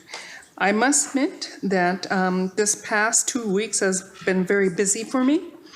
I attended, I don't know if I mentioned this at the last board meeting, but I attended the Staff of Color reception, and that was quite enjoyable. I really enjoyed that, being able to talk to staff members and be at that meeting. I also had the opportunity to attend the Washington Green School Symposium that involved Everett Middle School, yes, at the Fluke Industries. So I felt like I was, right in the middle of finding out our next generation science students and seeing what they were up to, and also seeing future engineers and scientists in my midst. So I can truly say that Evergreen students are very much involved in science, building, I would say, dog houses, and they're model scale dog houses, and studying the effects of energy on that house, and I really enjoyed that. So what you're saying is if the doghouse gets too warm, we end up with a hot dog? Have you and Sally been talking? Yes, another one. All day long. That's what Sally and you worked on that one, yes, I must admit. We're going to have to get one of those little hot dog, yes. And that same day, I have the opportunity of attending Everett Community College's 75th anniversary, and I think they are very much involved with spreading the good news about education being very vital to our community, and having education at the beginning and the end of the downtown corridor is very important, and I am very happy for our partnership with Everett Community Colleges and going forward. That's very good. High school graduation was definitely a plus. I am so happy that our numbers are 12, 13, not 12, 12, but 12, 13, Changes my goodness. daily. And it could change by the end of August too. It will. And it will, yes. And I'm looking forward to that. I also had the opportunity to attend the Gertrude Jackson Memorial Scholarship Reception. And that's a beautiful home, and wonderful kids there, and talking with them and seeing the direction that they're going forward, it's impressive. And it wasn't just kids here in Everett, but it was kids in Mukilteo School District, Everett School District, and that's it, because of the two, Mukilteo and Everett. So I'm very excited for our future. I also had the opportunity to tag along with Brian Day and Andy Saval to the Youth Apprenticeship Meeting with Workforce Development Center, and get to sit back as a fly on the wall as to the possibilities of opening up apprenticeship programs here in the district for our students. There's still a lot to be worked out, and I believe Brian Day and Andy Saval are the best people to be working that issue. But I can only see good things coming forward with them, and new horizons opening up for our students here in Everett through CTE and apprenticeship programs. So it's been a great week. Again, the information today was just amazing. I was very tickled to death to hear the technology plan. And I think we're on the right track. Thank you. That's all I have to say. Graduations were immensely enjoyable. They always are. When I tell people I attend 3 in one day, they're like, oh my gosh. And it's like, no, they are wonderful. But just my sincere thanks to all of the Everett District personnel that had a piece in helping those students walk across the stage. I've spent the better part of this month in Taiwan visiting my son, and although I did not visit any schools, there were quite a few schools in his neighborhood, it was just interesting to see like elementary schools there that were 3 to 4 stories high and huge. And, but they also incorporated like a track that was obviously used by the community after hours. And the students all wore uniforms, which is different than the majority of our schools here.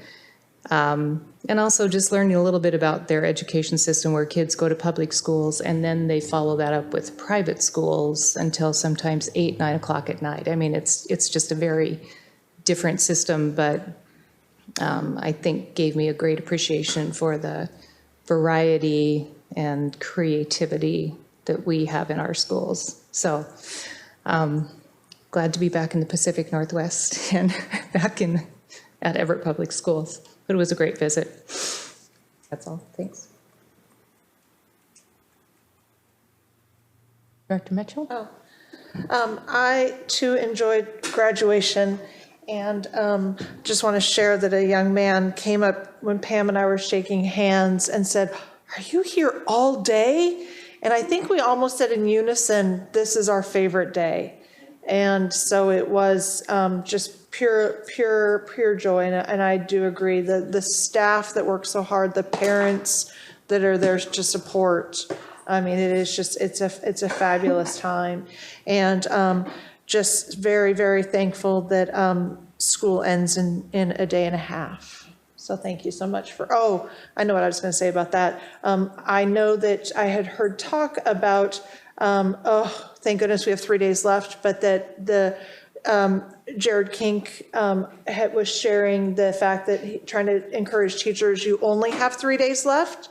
And my daughter was lamenting last night about the teachers that just will not let go because they only have 3 days left. And I just thought how nice that the teachers are taking every single solitary minute, even if it is much to my daughter's chagrin. I think I heard something similar in my house. Dr. Cohen? I think two things probably come to mind. One is that I would suggest that these 4 commencements were probably the most flawless that I have seen in my career. They just went superbly well, like clockwork. The kids were fabulous. They respected the occasion. They respected each other. I'm just so terrifically grateful and impressed. And I have to tell you, there isn't one of these things that goes by where that purple robe doesn't get some kind of a reaction from students. One asked if I could forgive his sins, and I told him probably it was better if he didn't sin in the first place. This week, I've got a trip Thursday. I think the last statewide accountability systems work group for ESSA meets. Well, I know it meets this week. I think it's the last one in Renton, and then I'm going to be attending a governor's reception with Sue for some education folks in Olympia, and I'll be able to report to you on that the next time we get together. Right. I just, a couple of quick reflections. One, meeting our new administrators and in particular, aside from their favorite color, understanding why they want to come work in Everett just fills me in terms of the work that we do here, you do really here, and to hear it over again and consistently in each one of those individuals, to see such high quality people walk into the room and talk about why they want to be here. And that's just extremely rewarding for me to hear. The Innovation Expo was incredible this year. It just continues to grow and get better and better. I loved all the props in the hallways, all the cool stuff. But in particular, the learning that's going on, because we all know in our hearts that kind of learning is the stuff that gets kids really excited. And then lastly, I did not attend all the graduations. I had one very unexpected graduation after thinking for 3.5 years that it was going to be the highlight of my board career. Did not get to hand my son his diploma. And I will say in reflection, aside from just a really weird day, it's an opportunity to think about how sometimes we have such anticipated moments in our life and they can be disappointing. And I think we've all experienced that. And conversely, how sometimes just simple, ordinary things happen that can make us so happy, and we need to remember to embrace those, because I think those are much more frequent and much more often, and I hope everyone has many of those this summer, because this is my last meeting until I see you all in August. So thank you for everything you've done this year. And with that, we have a closed session tonight. From time to time, the Board of Directors will hold an executive or closed session for a purpose authorized by the Open Public Meetings Act. Tonight, the Board of Directors will recess to a closed session for 30 minutes to consider collective bargaining sessions with employee organizations and related contract negotiations. Anything else to add to that, Dr. Cohn? Okay, no final action will be taken. And at this point, the meeting is adjourned.